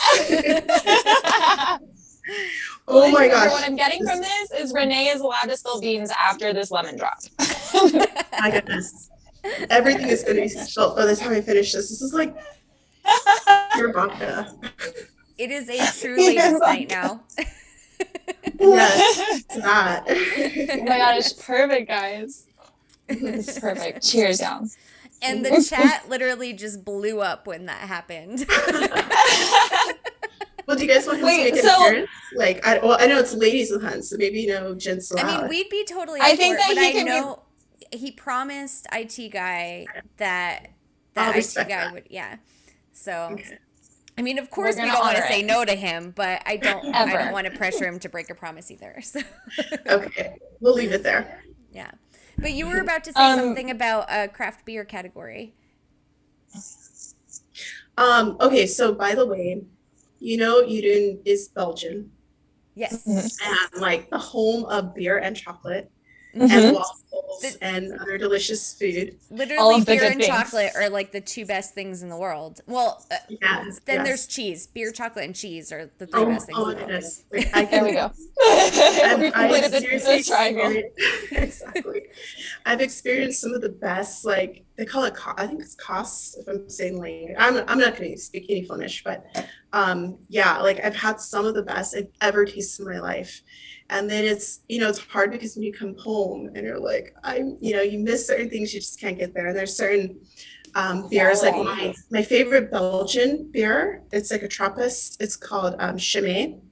Oh, yes. Chimay is really good. Yes. I love Yeah, I think I've heard of like it's full bodied. I love it. But pretty much there's a lot of the different, like, in each region or each like major city has their own local breweries that sometimes you can't even buy it outside of there. Sometimes you have to actually go to the brewery to have their beer. And yeah, so there's really good memories. So yes, I'm all for it. However, because our game is Oh, it's a not family game. there's under 21, we can't put Yeah. content in there that relates to like alcohol and Right. That makes sense. without Other things. without like triggering like it would cause a problem with our app. Yeah, that So, makes sense. Fair enough. Understood. enough. Okay. Wait, but while Illusion Weaver is still in the room, I have to ask, He's downstairs. did renewing the oh dang it. Yeah, Just he missed was like him. in and out. Well, amazing. But I have to know, did you guys talk about renewing your vows at Corn Hunt Fest after that got brought up last time? I don't know what happened in that conversation. I think my That was mom all said him. renewing your vows, and then somehow we're renewing our vows at Point Hunt Fest. So no, I think we'll renew if we renew our vows, and that'll probably be like a personal thing, but Fair yeah. enough. Well, It was cracking me up though. He said, "Let's do it, baby." Corn Hunt Fest. if for Like, any yes. reason you want a giant audience, you can have one. We'll all be here. Oh for my you. goodness. That's a One lot. message in the Discord. I'll be there. Wait, so who said let's go, baby? Like, who was that? Or Oh, which- it was Weaver. Illusion Weaver. Oh, he's. But it was. I think it was I don't know what mom's. he's saying. I think it was mom's idea. Like, because I said, I wish Renee and Illusion Weaver hadn't gotten married yet, so we could all go to their wedding, because That's right. we're basically like, your sons, as Nicki Minaj would say. Oh, okay, that's like some cult though. So we gotta stay away from that. Okay, but it's not a cult, you guys. We love your game and our We don't love you just- blindly. We just love you. Yeah, it's not blindly, I feel the love. but the love is there. But yeah, that's where it all started. And then mom was like, "Oh, but they could renew their vows." And then Illusion Weaver was like, "Yeah, let's do it, baby. Coin Hunt Fest." Oh It all my happened so goodness. fast. Yeah. Yeah, it happened like next thing you know, I'm like, wait, what's happening? Like, Illusion Weaver, are you hearing this? Oh, it was so great. Yeah. Oh, so great. But Okay. So, do we want to get into the standard segments of our show at this point? Or do we just want to should we? continue ladies' night? I love this ladies' night. I mean, okay, so Renee's a walker though, so we can get into our accountability buddies and get into, interesting sites that we've maybe seen on our walk, or how many miles we've walked. I'm not sure if a So whole mile Renee, can be completed in 15 have you minutes, but ever completed the 8 goals? No. And nope, nope, not at all. No. Yeah, so God bless anybody who does, and that's amazing. Okay, I'll say this. I could, okay, could I do the completion? Yes, I could do that. Do I complete my milestones? No, I don't. Hey, that's okay. yeah, It's so hot here in Vegas, and I have to go personal early in choice. the morning. It's like Oh it's yeah, dangerously hot. It is here too. it's So true. I have to go in the morning, and I just try to get it in. Like I try to do a combination of my walking and like power walking, but also like lifting. So I'll kind of like Nice. switch between like lift something heavy, and then I don't want to do cardio in the gym. I'm like, no, I could do my hunt right now. So let me go out there and then finish that kind of cardiovascular exercise out there. Do you know if So there's Nice. any push to get activity quests based on lifting? Because I would be all over that. That'd be sick. that I have no idea. I don't even know how that could be I don't measured. either, but it would be awesome. Yeah. I do know Sort of some things armband. that are being worked on, but it's not about lifting. Yeah. I mean, because Yeah. I was a weightlifter in high school. Like, that's my thing, is like, I'm all about the strength, you know? Like, the cardio Okay. was never really a thing for me, but I've Yeah. added it because keys. Um, So what? Okay, so let's make a little detour. So, what are some of your favorite lifts, like uh, exercises to do? well, just the all around, like, I mean, squats are the best thing for your body. But I also, my back isn't the most stable thing. I have this thing called retrolistesis where one of my vertebrae kind of pops out of place every once in a while. So I have to be super careful. And because COVID happened, I kind of stopped, and no one around me lifts, and you kind of need a spotter when you're doing that kind of stuff. So yeah, it doesn't really happen much anymore. But if there were keys involved, I would make it happen. Okay. Yeah. I also I love don't leg lift so presses much. because it's always Yeah. leg day here. Oh yeah. Yes. Yes. Never skip leg day. Yeah, I don't understand people that skip leg day. Leg day is my favorite day. It's like Yeah. these are the That's most the powerful best. muscles we have. Like, why would you skip Yeah. those? Well, especially women, Yeah. like we have a lot of strength there, and but all of them, I love like bench press. I haven't like since COVID and the gym shut down, like I was deadlifting, like doing all of it. And Like how much can yeah, how much can you bench press, okay, How well much do you now even like lift, bro? I know I lost all my gains. So I'm like I I'm feel you.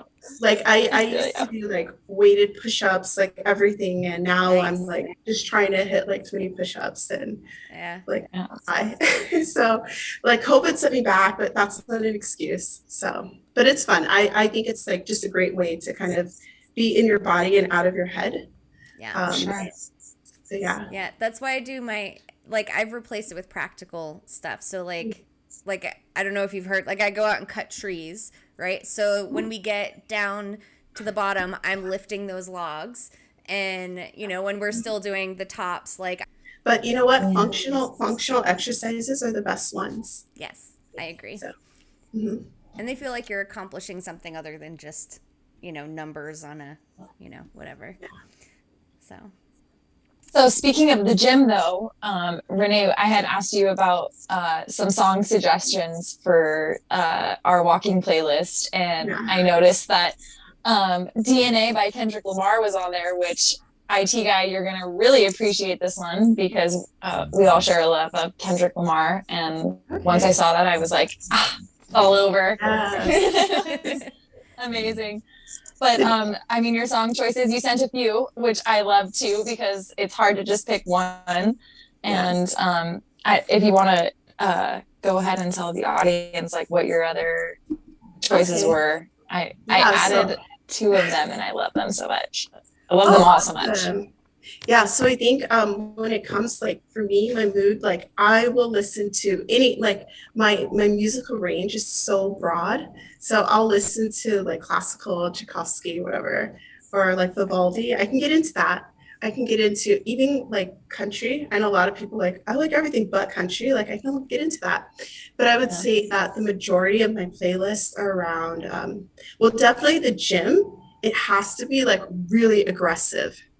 Like, Mm-hmm. I feel like I can't lift anything unless I'm like, yeah, like it needs to come out completely. So Yes. that's when I just totally like transform. I feel like such a A a boss. baddie. Yeah, I exactly. totally feel So, that. My number yeah. one lifting song is Survival Hungry by Busta Rhymes. Oh, It's okay. like, Oh my is God, really good. yes. Yeah. Yes. It totally like puts you in the right headspace. So that's like Hmm. that's the gym. But if I'm not in the gym, then it's like it's too much Yeah. to Yes. for that kind of music. So then it would be something more like most of the time it's more like contemplative, introspective, chill. And I think I Yeah. shared with you that I would say probably James Blake. Yeah. One of my Like favorites. yeah, James Blake. And there's so many like new artists that I've just like recently discovered, and I'll just like put that on, so that'll go into my rotation. Love And that. then, yeah, what else? You had added a date night song on here, Yes. Walking on the Moon by Infected Mushroom. I had Yes. never heard it before, Me neither. but loved it. Oh, Korkio, go ahead yes. and Oh, tell yeah. your. It was funny. Like the other night, when you sent the songs, I was playing board games with the family, and so I kind of just popped them on the speaker behind us, and that song came on, and I was like, I looked at my boyfriend. I was like, "Can you imagine me walking to this thing?" I'd be like, Yeah. it No, was I super love, upbeat. yeah, that was actually Infected Mushroom that was the last show we went to. We went to that in Seattle, and then COVID hit. So I think we Oh, saw like wow. it was just like a week or two. It was right before the COVID lockdown. But we saw Infected Mushroom live, and just like the That's so energy cool. was like, it was awesome. So that one just has a special place. And Yeah. so it's just like this like EDM that just it's so up I don't know, it just like lightens the mood, and I'll just dance to that. Like, That's date perfect. night, yeah, you want to get ready, and so you put it on, it just sets your mood right. So Yeah. Bearded Ant Hunter is in the chat. He is super excited about Infected Mushroom, apparently. He says, "What a throwback. I guess I know what yeah, I'm listening to tomorrow." yes. Yeah. But yeah, Oh, I loved it's it. just a fun, it's such a good mood. And then I think what else did I have? Did I send anything else over? You said for Yeah, we had gaming. Oh, gaming. Dragon Force. Yes. Okay. So Dragon Force, like that was something you shared with me about. I think it was, I don't know if it was like Guitar Hero, like one of the hardest songs. And so you play Okay, it through, that's where I know it from, I think. yeah, through Because the it fires sounded and so flames. familiar, but I couldn't put my finger on it. Yeah. So through the fires and the flames, like the guitar work in that is so like intense. But as soon as I heard it, like I never even thought I liked metal. Uh-huh. And when I heard that, I was like, oh my gosh, play that again. Play it again. And then that just became my like thing. So whenever I'm gaming and I feel like it just activates my brain. And so I'm locked in to any objective. So one of my favorite genres is tower defense. So if you're not familiar with tower defense, you basically just have like something you have to protect from invasion. And so there's a game that I love playing, and I cannot play it unless I'm listening to Dragon Force. Okay. Like some energy comes out. You I'm can't so get in the locked zone. in. Yes, I'm Yeah. completely locked in. And any other time, it's like my muscle twitch memory isn't there. And I so can I'm like, totally see that. yeah. You know So, what So game always power. had like the best like soundtrack to me was that I played growing up, and I could literally get in the zone and crush that game every single time I played, was Tony Hawk Pro Skater, which is why Okay. I love that question so much. And a couple of the Tony Hawk questions, because their soundtrack just for that game was like got me in the zone. Like I could, Yes. it put you in an entire world, And I felt like I was just like at Globe, like at the skate park down the street. And like, it was so cool. So I can totally relate to that. Yes. And I think I'll be listening to Dragon Force a little bit more. Oh yeah. Like So there's I- one song, there's like one random song I'll share with you. I don't know what it is. It feels like when I hear the song, I feel like I'm in some like epic world that's like medieval and like fantasy at the same time. And it's called Cry Thunder. And the thing is, I shared this song with somebody and they kind of laughed at me. And I was like, I was really sharing like a piece of myself with you. But it's called Cry Thunder. And like the lyrics, like there's one part that's like, I can't explain what it is, but it just makes me feel like I'm a warrior. And like I'm like a little warrior and like, I don't know, some like bear skins, like defending something. I don't know. It's just, yeah. I think I feel have like- to add this to the playlist just for this episode. Like, I have to, just so everybody can check it out. I think you have to check out The Who if you haven't heard them yet. It's HU. If you check my Twitter out, there's a little video of a concert I went to, like a couple weeks ago. They're like a Mongolian metal band. It's Oh, wow. so Okay. awesome. So awesome. Okay. And some of their music is used in video game soundtracks too. So, yeah. I will definitely have to check them out. But I'm going to guess that the metal influence comes from Illusion Weaver a little bit. Am I right? Yes, yeah. Because I saw he He tweeted that Heavy stuff. Rammstein. Oh my goodness. Yeah. I don't know what he tweeted about Rammstein, but he's like as soon as a new Rammstein song drops, like I listened to it back in the day, and then I was like, whoa, like it was like, what was it like Du hast. Do house. We were just talking about and I was like, dun, dun, dun, dun, dun, dun. And I was like, like, oh wow. And that was it for me. And he's like, no, let me show you Rammstein, right? So like we have tickets for it, and I'm dreading. Like I am dreading. I am scared to go to that concert. He's like, no, I promise you, it's gonna be amazing. I was like, I don't think I can handle it. You're like, going maybe to we're see not them, going though? into the mosh pit. We already have tickets, and I'm Oh, I'm so scared. I'm jealous. terrified. I'm So terrified. terrified. I am I don't know so what's jealous. You know, like when you look at like some of their newest songs that have come out, like they're to me, I love the visual performance of it too. Yeah. Like check out if you haven't seen it, it's like Angst. Mhm. That's one of their newest songs. They have quite a few that are just like so visually striking. And then they make you feel an emotion. So like whenever their lyric, I don't even like their lyrics to be translated because the translation is so disappointing. The performance of the song and through their videos are just, like next level. Yeah. I'm all about metal for the emotion. Like I love Avenged Sevenfold, and I've seen them a bunch of times, and if you play the Nightmare album, like I will cry through half of it. It's just so what emotional. is their most popular song? That I don't know. Avenged Sevenfold, I don't know what their most popular one is, because I don't listen to the radio and know what people otherwise like. That I know Country. what I like. That Country. Oh yeah, that's old Avenged Sevenfold. That's like original stuff. Yeah. Okay. Yeah. Oh, I gotta put this on my queue. I forget the song. But yeah, before we started the show, we were talking about Du Hast, because Mama had never heard it.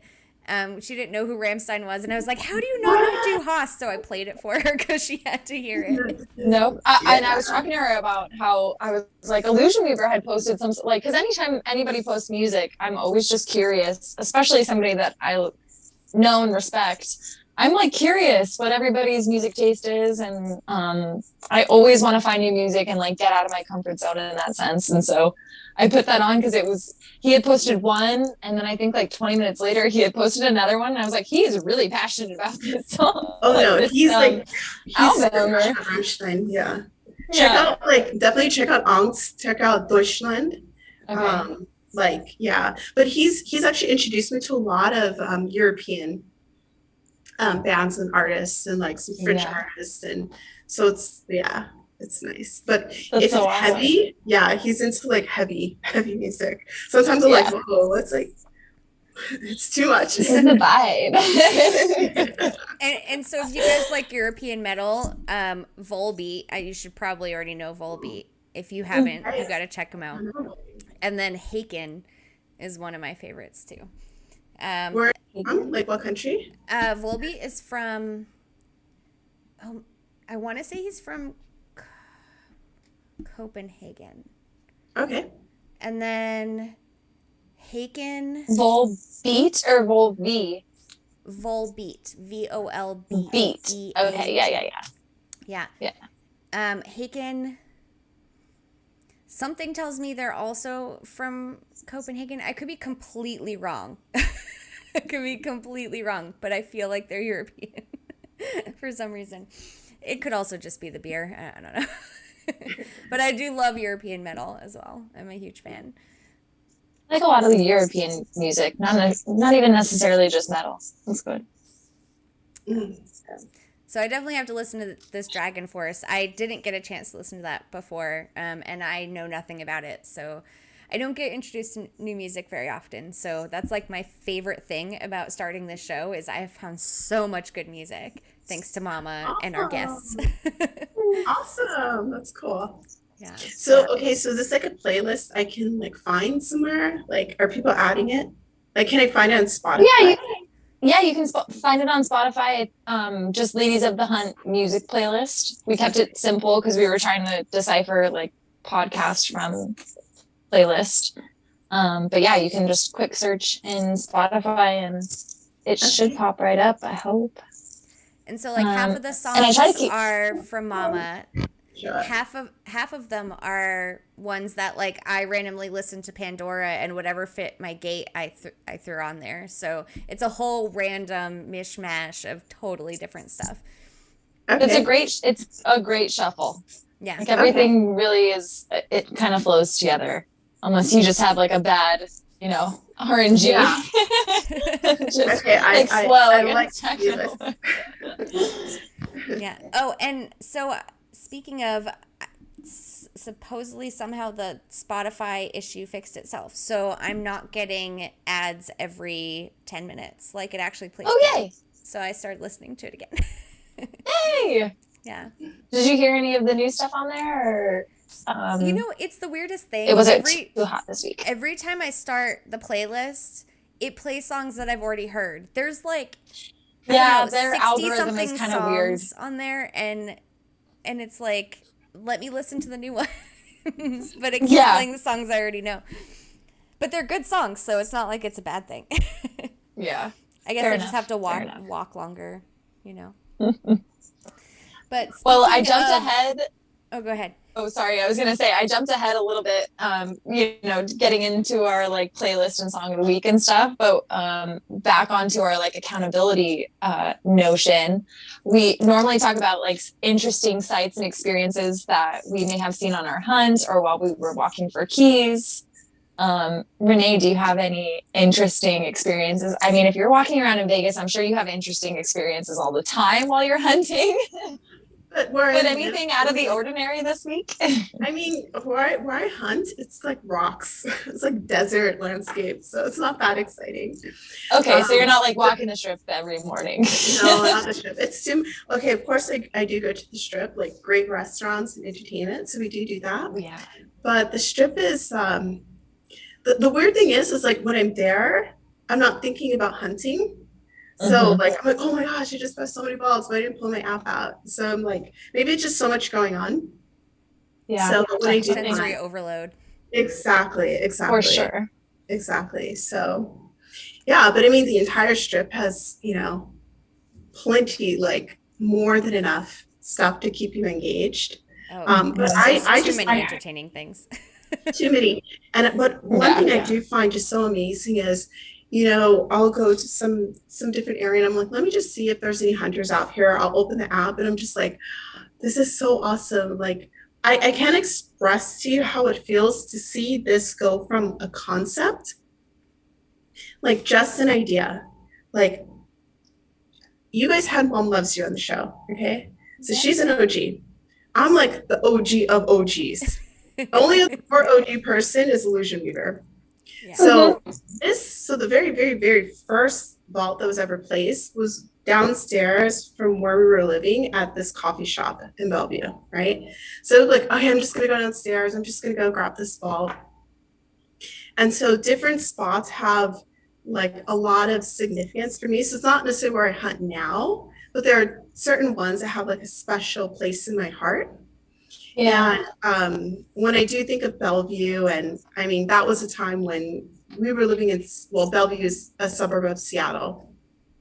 But when we were Was this living like purple vault question at some point or Yes. something like, like this? what was Okay. the first vault place?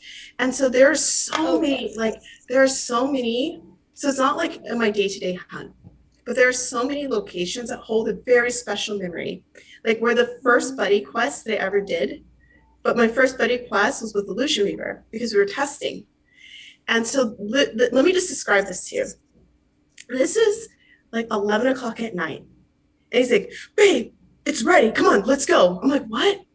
No, we gotta go. We have the build. It's come on, we're gonna go test this thing. I'm like, okay. Yeah, I'm just going with the flow. I just say, just go with the flow.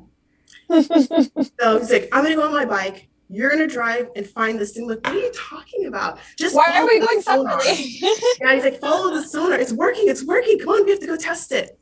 And so I'm standing in some park. Luckily, it was in the city of Irvine.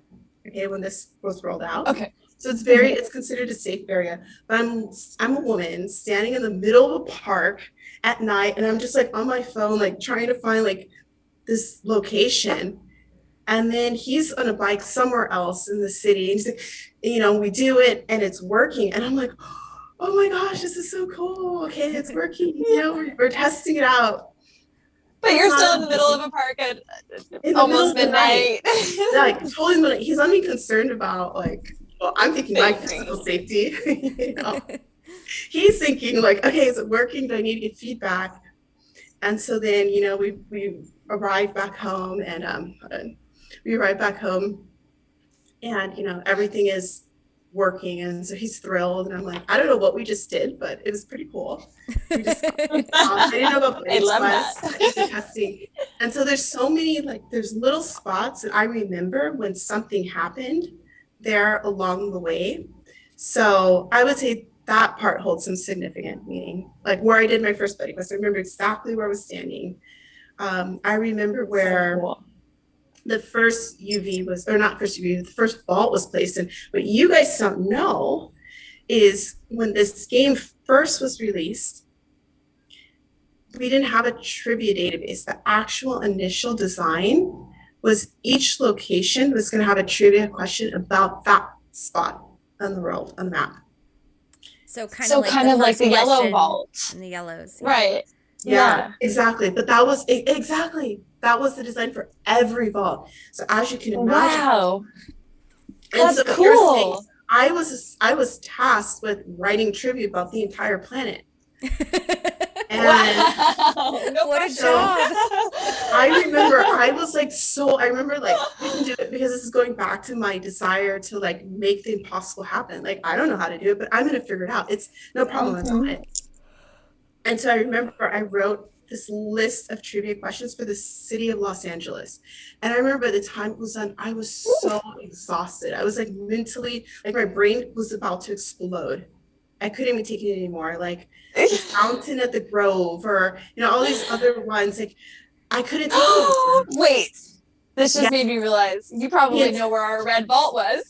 The entire, every vault that was going to go into the city of LA, I wrote a question for. And I was like, this is not scalable. This is impossible. Will not work. God. This will not work. And so, you know, of course, it's like, okay, we'll just keep trying. I'm like, no, this will not just work. keep trying. No mass effort. No. And so I said, no, it has wow, to that is, and you know how I got it changed? Because shout out to Nico G. If Nico G is watching this, he was one of our very first players in the game. He would go into Discord and say, okay, so I hunt at the Balboa Park in San Diego, and these questions are really getting boring and played out. because each vault had only one question. So the same way that you see the yellows, imagine every time you go to that spot, it's the exact same question. And so I made the case. I said, well, this isn't going to work. This isn't fun. I've already answered this question about this particular physical spot. We need to mix it up. We need to have it so it's dynamic. Like each vault has a unique question, and that's how the whole concept, like what we have now, is in place. So yeah, so that was obviously a persuasive argument, because as Illusion River tried, I was like, yeah, it's pretty boring. Like once you get the same question more than once, it's not interesting. So it was like that at one point in time? Oh yeah. Wow. Yes. Very beginning, if you would go there every day, you got the question about the whatever landmark that was present at that physical spot. And do you know how I had to write those? I was having to go into Google Maps, place a pin, look at the environment. Okay, what type of architecture is this? Oh my gosh. And then write a question about that physical. It was so, as I said, it was mentally exhausting. Yeah. Like, I couldn't, I was like, I can't, this is not going to work. Wow. So yeah, so things since then got changed. So I'd say sometimes when I hear people say about the game's changed so much, I'm like, you have no idea. Yeah, you really don't. Seriously. Well, thanks, Nico G. I know, for real. Nico G, there's so many people along the way too that, you know, based on their feedback, like the earliest players gave us feedback on the ground that was so useful. And you know, like basically, like seriously, I am so amazed every single day. I find one of our content creators. I remember when the very first podcast that I saw, I remember Roots Naturally. She was posting podcasts on Spotify. I just come across this. I'm like, oh my God, people making podcasts. And then we had like IT guy, but everybody calls him, no, what is it, Trent, but everybody calls him IT guy, right? Yeah. And I was like, oh my God. Most of you know me as IT guy. Welcome back to the Octane Gaming Podcast. I'm Trent, but everybody calls me IT guy. I say it with him every episode. Yes, me too. It's like a jingle at this point. And when you guys launched Ladies of the Hunt, I was like, the ladies represent, you know, so that was so cool. And it's like everybody is finding their spot and their niche. And I seriously, I know I shared with you, Mama, that where you guys are right now, you guys are just at the beginning. The work that you're putting into making these podcasts happen, people are going to look back in the future, like years from now, and then see these and say, oh my gosh, these are the first, like this was just the beginning, the seeds that you guys are planting, establishing your brand, and you know what you guys are building. So I just like, I applaud you guys more than you know. Everybody that's creating any sort of content, if I can, I am tuned in. You don't even know how much multitasking is happening on this side. I'm cooking dinner. I have how many computers it takes. I have Zach and Beats. I have IT guy. I have the You're the best. The UK trash guys. tubers.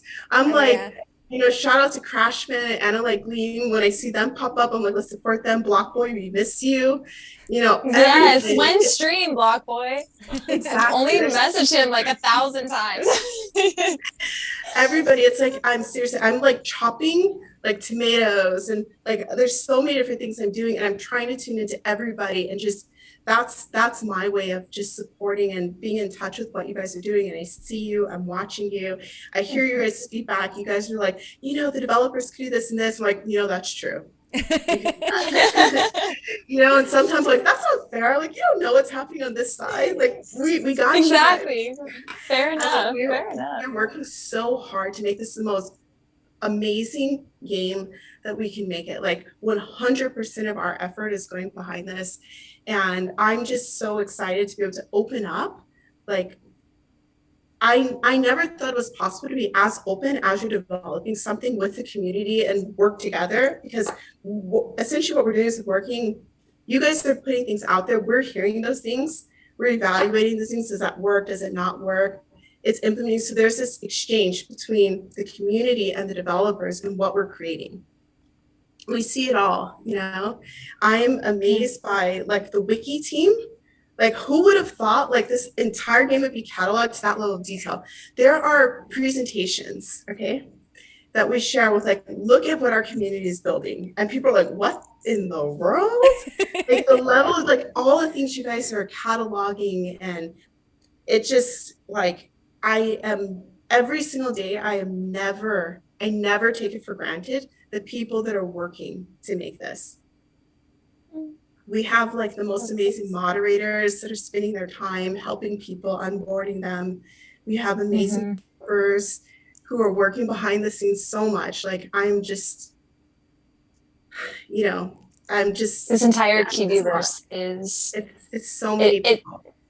It takes an army, or it takes a village, but it's definitely paying off, and we can see that like unfolding every day. And as this game develops, it's incredible what you guys are creating and cultivating. And it's incredible to see the community as engaged as you guys are. And I mean that sincerely, because I also want to give a shout out to the people at the Facebook fan groups. Like we have I personally, I'm not on Facebook, so I'm not as quick. I'm only on Facebook to shill coin hunt. In the fan group. I'm blown away because I'm like, I look and I'm like, oh my gosh, like I maybe might follow Discord, but then I look at Facebook and I see Roots Naturally, I see Anna, I see Smooshy, I see all these people like working on this, like this entirely other world. I see Reddit, I see people tweeting. It's just like it's grown beyond our wildest dream. TikTok, it's amazing. And I just like, that's one thing I think we did right, was we opened it up to the community. So yeah, whatever you want to do, create it, run with it. By the way, so many games want to control their narrative, like, oh no, it has to be officially come from us. But in this, we kind of flip upside down and said, let the community just kind of run with it. And it's crazy because like I've played plenty of games before, and I've gotten involved in so many different activities in my life. I have never had such a like desire to be a creator for something as I did for this. Like from the beginning, like as soon as IT guy started his podcast, I messaged him right away. I was like, hey, if you ever want a newbie on your show, like just interview me. I'll be there. Like I just wanted to be a part of it. It just like pulled me in. I was like, I have to do something. I joined the wiki team after like a week of playing the game. Like I just had to be a part of it. This wiki team, like you guys are seriously intense. I'm like the level of organization what you guys are doing. Like I saw one. I mean, I don't follow everything, but I saw some of your like calls that you broadcast. I'm like, oh my gosh, these people are seriously organized. Okay, this is like I've never seen anything like this. It's crazy, and I love that there's so many. Oh, K-Hag and Marlov, yeah. Yes. Marlov, everybody, like Little Pinguini, like full all of these dumplings. People are I speak full nerd. of dumplings. Exactly. Yeah. Everybody's in it. Yeah. There's some ladies up in there too that are steering that ship. There's actually a really high percentage of the ladies of the hunt on the wiki team. Like there's I would like say 100% of the ladies of the well, yeah, that's not what I mean. I just mean generally ladies that hunt. Like most of them that I know in the game like are also on the wiki team. Like we're all about contributing and gathering those beans. I'm so excited for when we get our first like Philippine and Salvadorian creators out. Like I think that'll be awesome. That's actually I've seen some pop up. I don't know the names, and I really haven't seen them in Discord, so I don't know if they're in the El Salvador Discord or not, but I've seen some and I'm like, oh, this is pretty cool. And I don't know if it's because like YouTube or some of the other platforms filter out for Spanish language, but it's definitely like I'll change some of my settings and then I'll see things pop up and I'm like, wow, I had no idea this was here. But yeah, it's just amazing. And so I just try to put a notification. So if I see something and it's Coin Hunt World related, I try to check it out, see what people are representing and just show up for them. Yeah. I'm Yeah. so impressed with everyone. I love it. So you guys are doing an awesome job. Like I saw your first episode. I think I've seen every episode. I think I may have missed one, but if I don't catch it when it's live streaming, I try to come back and see it. And then the only thing I'm afraid of is like, how am I going to keep up with this? Because what happens? We have like hundreds, and then I'm like, I'm so sorry, I missed your live stream. You're right. So we got some info in the chat from Bearded Ant Hunter, who is Yeah. our Spanish translator. Salvador mod, yeah. Let me see. He says there is one Salvadorian YouTuber, Nemesi1992, has been putting out YouTube videos. So shout out to him. So Awesome. We'll have to check that out. Definitely. Yes. Nice. Yes, definitely. Coin hunters support other coin hunters. I've listened That's for to sure. every single episode of everything I could possibly find. As long as it was audio based. Video based stuff is a little bit more difficult. So my suggestion to those that have video only stuff, you can actually drag and drop your video file into Spotify and turn it into a podcast if you want more listeners, and then more people will listen to you, because I'm always looking for more stuff to listen to while I'm walking. Yes. So Yep. Yes. Yeah. I do sometimes where I just, even if it's on YouTube, because I know we have a couple like coin hunters, Life the Impaler. He's like making regular videos. So sometimes I'll just listen on my headphones, but like I'm like doing my walk. So I just turn some stuff into listenable. So like, I just hear it. I may not see it, but yeah, if you can push it to all the platforms, go ahead and do that. Because some people won't, go to YouTube. They'll just use Spotify or another streaming platform. Well, and that's why I wanted to do it this way from the beginning. Like, I know there's a lot of people on Twitch and there's people that do all different kinds of things, but this, like, there's no YouTube. There was no YouTube Live, and so I wanted to make sure we had a YouTube Live, and then I can push it everywhere else. So you can find it on Facebook, you can find it on Spotify, you can find it on Google Podcasts, and that way people don't have to, they don't have to miss it because it doesn't fit what they do. I know there's all types of learners out there, so there's also all types of consumers out there. All the mediums. Yeah. How do you guys feel about a quick bathroom break? that beer get to you? Maybe a little bit.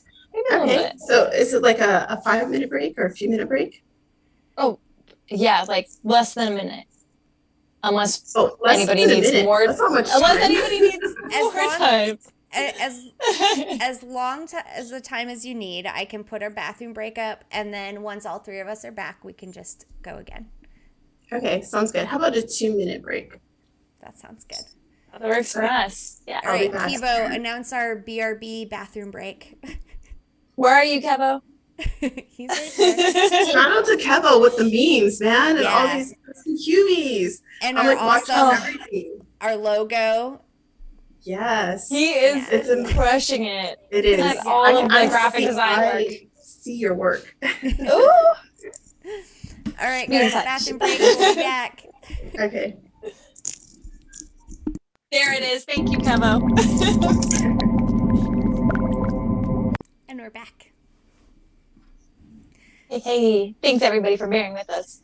Yeah. Jybone, I love that you love the cauldron sounds. I do too. They're so perfect. So, Renee, I don't know if you noticed, but the sound effects that go along with our intro and our bathroom break are pulled straight out of the game. So. Okay, to be honest, the first time I heard the podcast, I was like, that's such a weird sound. Like, I feel like I'm in like a, like, I don't know why, it's because like Teenage Mutant Upside down. In like like the gutters or something. Like, what kind of weird sound is this? And then illusionary recess. I'm gonna lose my power. I don't want to lose you guys. I need to charge this. Okay. Well, if I drop off, I think I still have some time. I'm using his computers. Illusion Weaver, we need our charger. Illusion Weaver tech support. But yeah, he's like, no, that's the sound of the cauldron. I was like, wow, okay, that's cool. Yeah, and I've got the QB crane sound in the intro, along with the answering a trivia question correctly sound. And then when someone subscribes, we get like the QB cheer. And then when someone donates, we get the crypto. And yeah, it's all great. Oh, that's so cool. It was a huge learning process building out this stream. Maybe not as much as all the trivia you do, but it was a huge learning process for me. Yeah, no, For it's sure, cool. Korkio has done so much work in making this as like amazing as it is And Yeah. with this is not my the background. assistant. Yeah. No, No, with the it's assistive amazing. K-Hag, it's you're making it look so easy, Korkio. Well, and that's my favorite thing about this game. It's taught me so much in so many different areas, like not just the trivia, but I've learned about streaming, I've learned about coding because of the wiki, like all this stuff. It's so cool. It's so cool. Anyway, also, Yeah. on my weight loss goals, I've officially, as of today, lost 9.5 pounds since walking started. Wow. Congratulations. Good job. So hopefully What next was week I it? can It call it was 10. It yeah. was What was it last week? It was 8, right? 8, yeah. It yeah yeah. I've had the help of the 102-degree days. So Oh man. yeah. I hope that you're like replenishing and like we told everybody like you gotta I drink a ton of you're water. gonna gain a little bit. Yeah, you're gonna gain a little bit, but make sure you're taking care of your body too, because when you're working out this hard and burning all of these calories, you have to replenish. There was actually one day that I was maybe because I do my 6.5 miles all at once because otherwise I won't go and do the rest of it if I break it up. I just got to get it done. So it was maybe like 45 minutes to the end of my walk, and I had to call my boyfriend and say, hey, can you bring me more water? Because I've already run out of my water and it is way too hot and I'm not going to make it otherwise. And normally, like my water bottle, I won't even finish it on a walk, but that day it was too hot. I went out too late. It was like, I'm never doing this again. Timing is so important when you start. Oh yeah, it's a whole new strategy. These walking goals, like we have a whole new strategy to this game. And I It's so fun. also got some interestingly intense blisters on my feet the past couple days. So I think the kangaroo shoes From are kangaroo going. shoes? Yeah, I think those are going in the trash. Well, get this. Another one of my coworkers at work just purchased her first pair of Hokas. Nice. So she came in with the bag of the shoes, and she was like, "Oh yeah, I just got my first pair today. They're like these super shiny." I was like, "No, I already know what they are. I already know." Yeah. But they are super cute.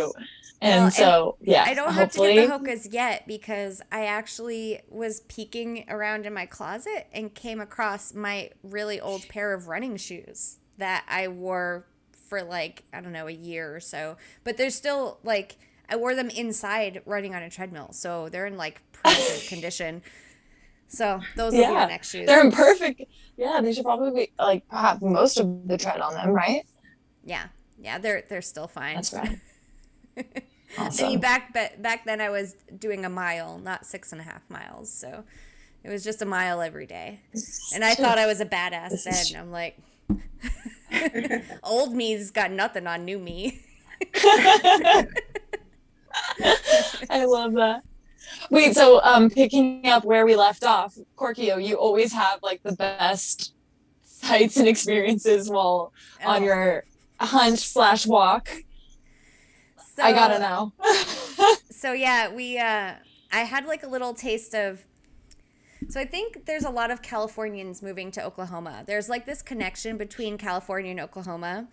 And people tend to move back and forth a lot. And actually, my boyfriend, you were talking about Irvine, Renee. My boyfriend actually went to what is now Vanguard over there next to UC Irvine. Back Okay, then, so that's the school. Hi. that's the school. Yeah. It was called Okay, something okay. different back then. Now it's called Vanguard. I don't remember. I don't know what it was called, but yeah. So anyway, so I'm sure I can tell we're getting an influx of Californians because I saw something I would never have seen a few years ago on the bike path. It was a girl. She was like a millennial, or maybe she was like in her 20s or something.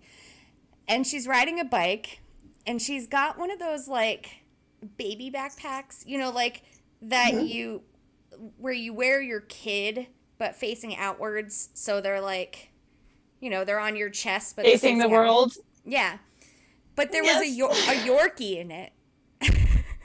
Wow. It was a cute little Yorkie. So she was riding her bike with her Yorkie strapped to her chest. And I'm like, oh my God, I'm all for it. I love it. But it's my God.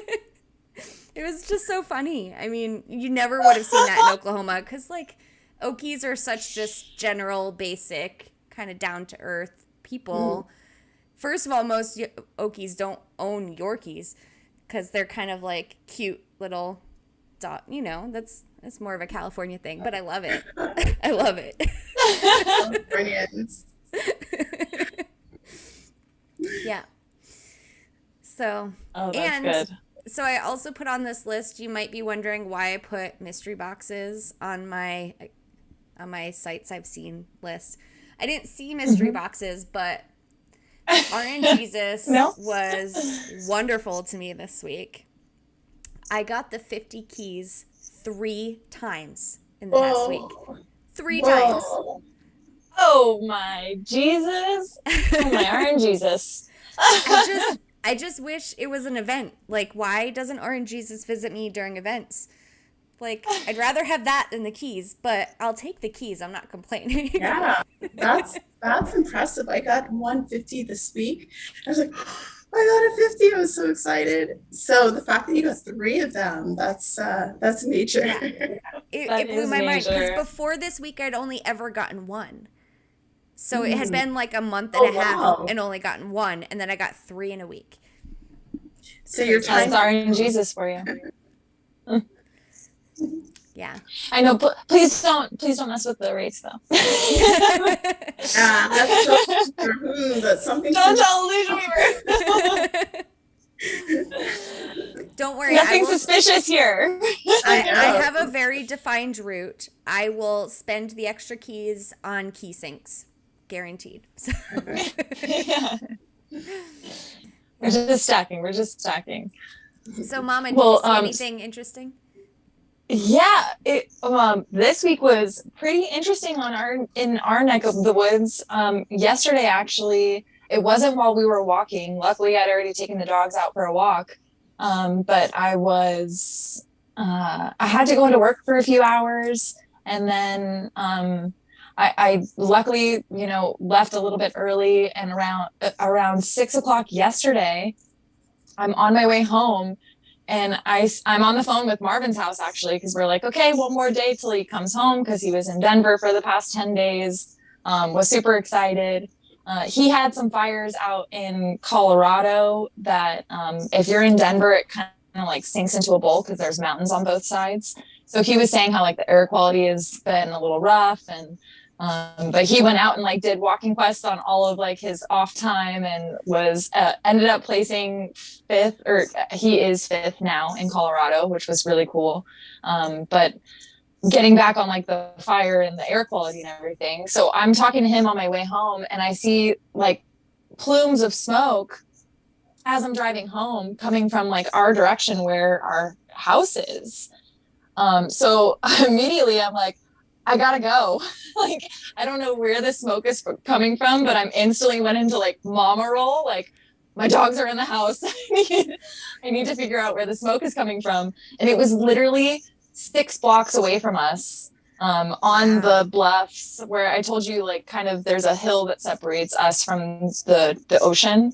On that hill was a breakout fire on the bluffs, and they had the whole area shut down yesterday, and it's kind of like our walking path, like where the bluffs are. So decided against going out for the walking goals the second round because I got so nervous. But everybody is okay. Nobody got evacuated. They put it out really quickly. But yeah, that was pretty interesting. I was like, what is going on? Wow. But yeah, just a little guy. That happens quite a bit in California. But thanks, climate change. yeah, thanks a lot. Surprisingly enough, when we're right by the ocean, it happens quite a bit. Yeah. So we need more rain. Yeah. Okay, so for accountability buddies, I don't know that I've seen Zenny in the chat today. Maybe we're missing Zenny. But just a quick shout out to Zenny to see if they have done their walking goals every day. They reached out afterwards after the last stream and said that they only missed one day, but even on the day that they missed getting all 8 of their goals, they still got to 6. So that was pretty cool. That's impressive. Good job, Zenny. Keep it up. Okay. I added a new thing to our little section of things that we might want to go over. So you might have had a question. But really quick, what this is. Oh. I do, but I want to do just a quick shop talk with Renee because Renee does have a very exclusive auction house or item that could be exclusive to the auction house. And if this is off limits, you can totally say like, listen, the vampire is closed and that's sealed. But I have to know, do you have plans to, are you kind of waiting to collect resources through events for the vampire? Yeah. I know there's a lot of hunters that want to get their hands on a vampire QB, so I would love to print vampire QBs. So for me, I just have to compete in the auction house, but I'm in a weird position because I don't want to outcompete somebody for a resource when I know they're also really hunting for it. So it's kind of like being in the position of a developer. Like, sure, it could just like outbid you, but then, I don't want them to feel like that. But then there are other hunters that are like, when are we going to get vampire QBs? When are we going to get vampire QBs? And then I'm thinking, especially when Manel is buying up all the blood. I wasn't going to say names, but wait, I'm going to drop them right here. I have tons of like anytime. Girl. Well, oh, do you? Yes. Okay. Well, I'm not gonna say. Well, I probably shouldn't say, but I have a bid. So I like to just get in when there's 3 clocks, put my bid in, put a comfortable bid in, and then just leave it alone. But I'm always outbid when it comes to the blood. Mm-hmm. So you got to get a little bit more comfortable with a little higher bid then. Yeah. So I just have to come out crazy, like there's no way you would even think of bidding on this. But then that would look like to some people what they call like a key exchange. Right. Like, I'm not trying to do that. I just want to. You're going to get banned for key exchanges. No doubt, right? I just want to make sure there's no doubt that this is my blood. Okay. I'm going to come in day 1. I'm just going to claim it and leave it alone. I don't care if I'm out. I'm overpaying for it. Out blood. Yeah. So that's the only expectation. I feel like I have enough magical fabric to do it, but I don't have enough blood. And blood is just, I'm constantly outbid. So I'll put okay, so you are. You want to leave the blood alone, then I can make it happen. Yeah. Let me see how much blood I have. How much blood do you need? I don't even remember what the recipe is. Has it been changed? I currently have I'll just put it all out there, but I currently have 2 bids on the only blood that's there. Although a new blood appeared. Active bids? Oh, heck yeah! I have 2 active bids right now, but it's and I always get outbid. Yeah. I know the player, which we shall not name, shall come in and snipe it. Take it over. Lena, you better knock it off. So let's see. If somebody pulls blood, how much is needed for the print, though? Is it? I think it's 100.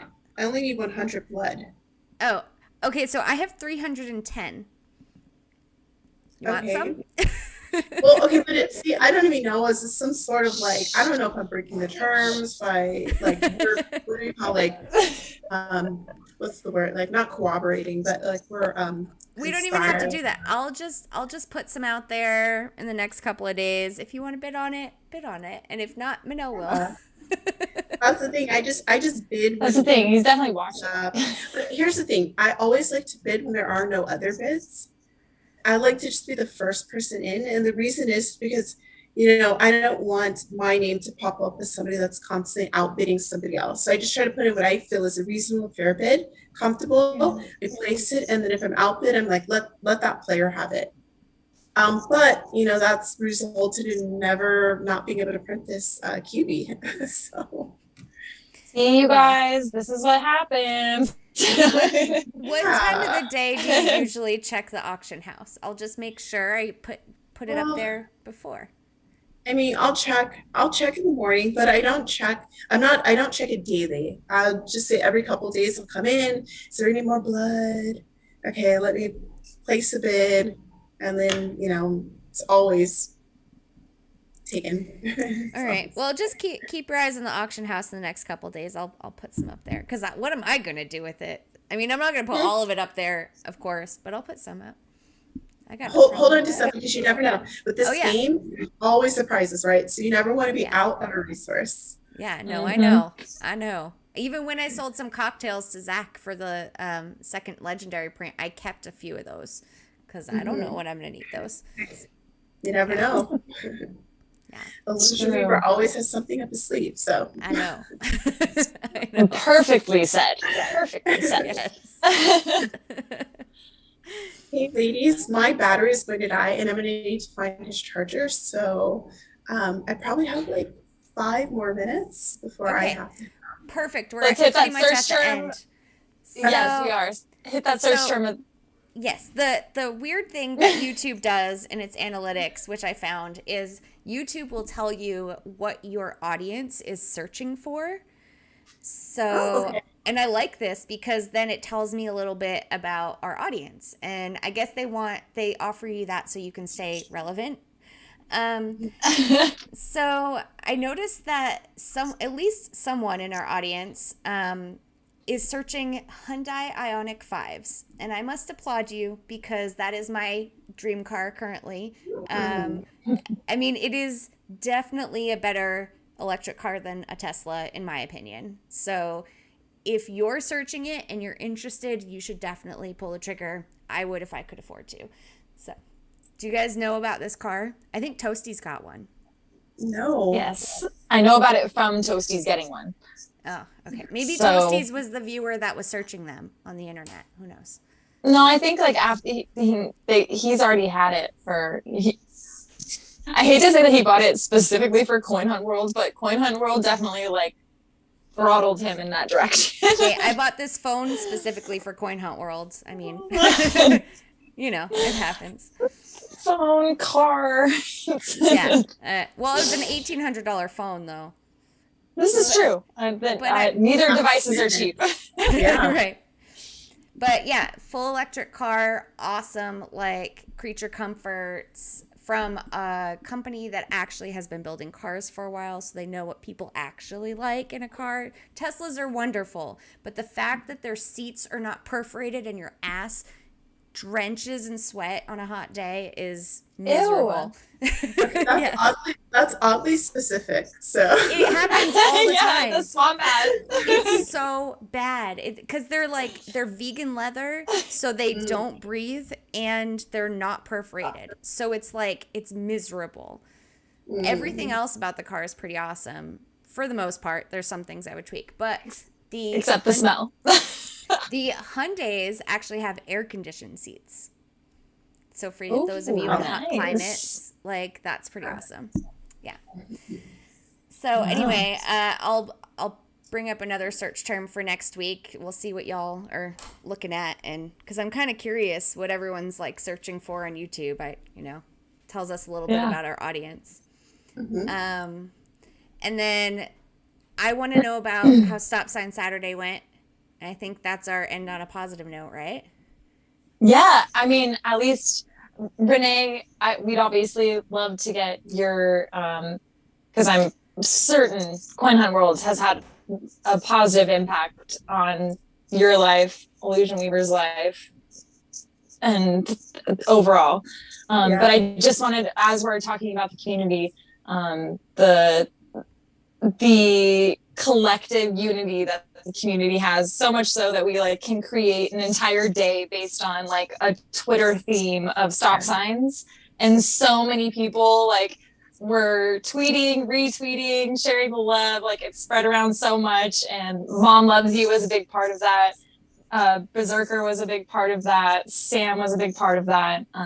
And I just thought it was so cool. Like one small thought and like just consistency spread across an entire community, and how quickly like the camaraderie can set in and spread is that's my positive impact. And I hunted on Saturday. Coin Hunt World had this week. Completely forgot. Fair enough. I was retweeting. I didn't get a chance to hunt, but I was retweeting, and there were some good stop signs out there, and a lot of them. I'll get them this Saturday.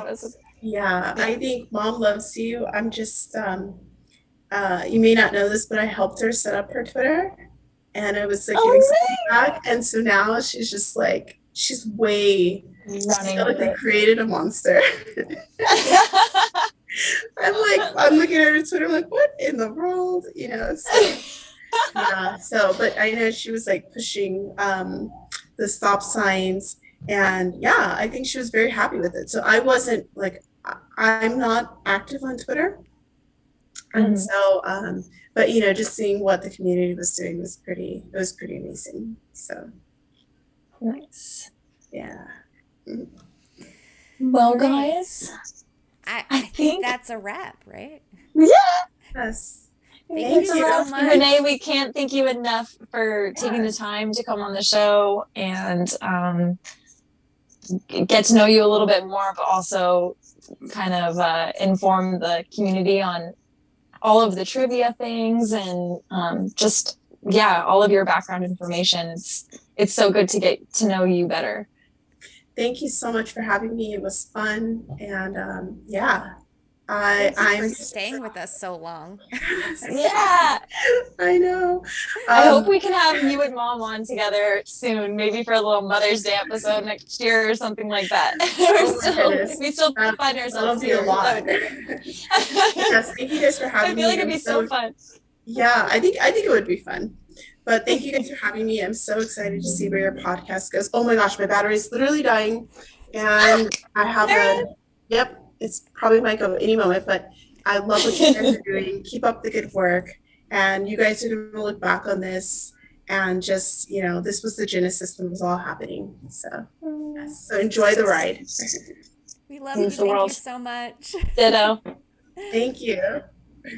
Bye. Thank you, Renee. Thank you for being here. Bye, everybody. Thank you for joining us. We'll see you on Saturday. Hunting. Okay.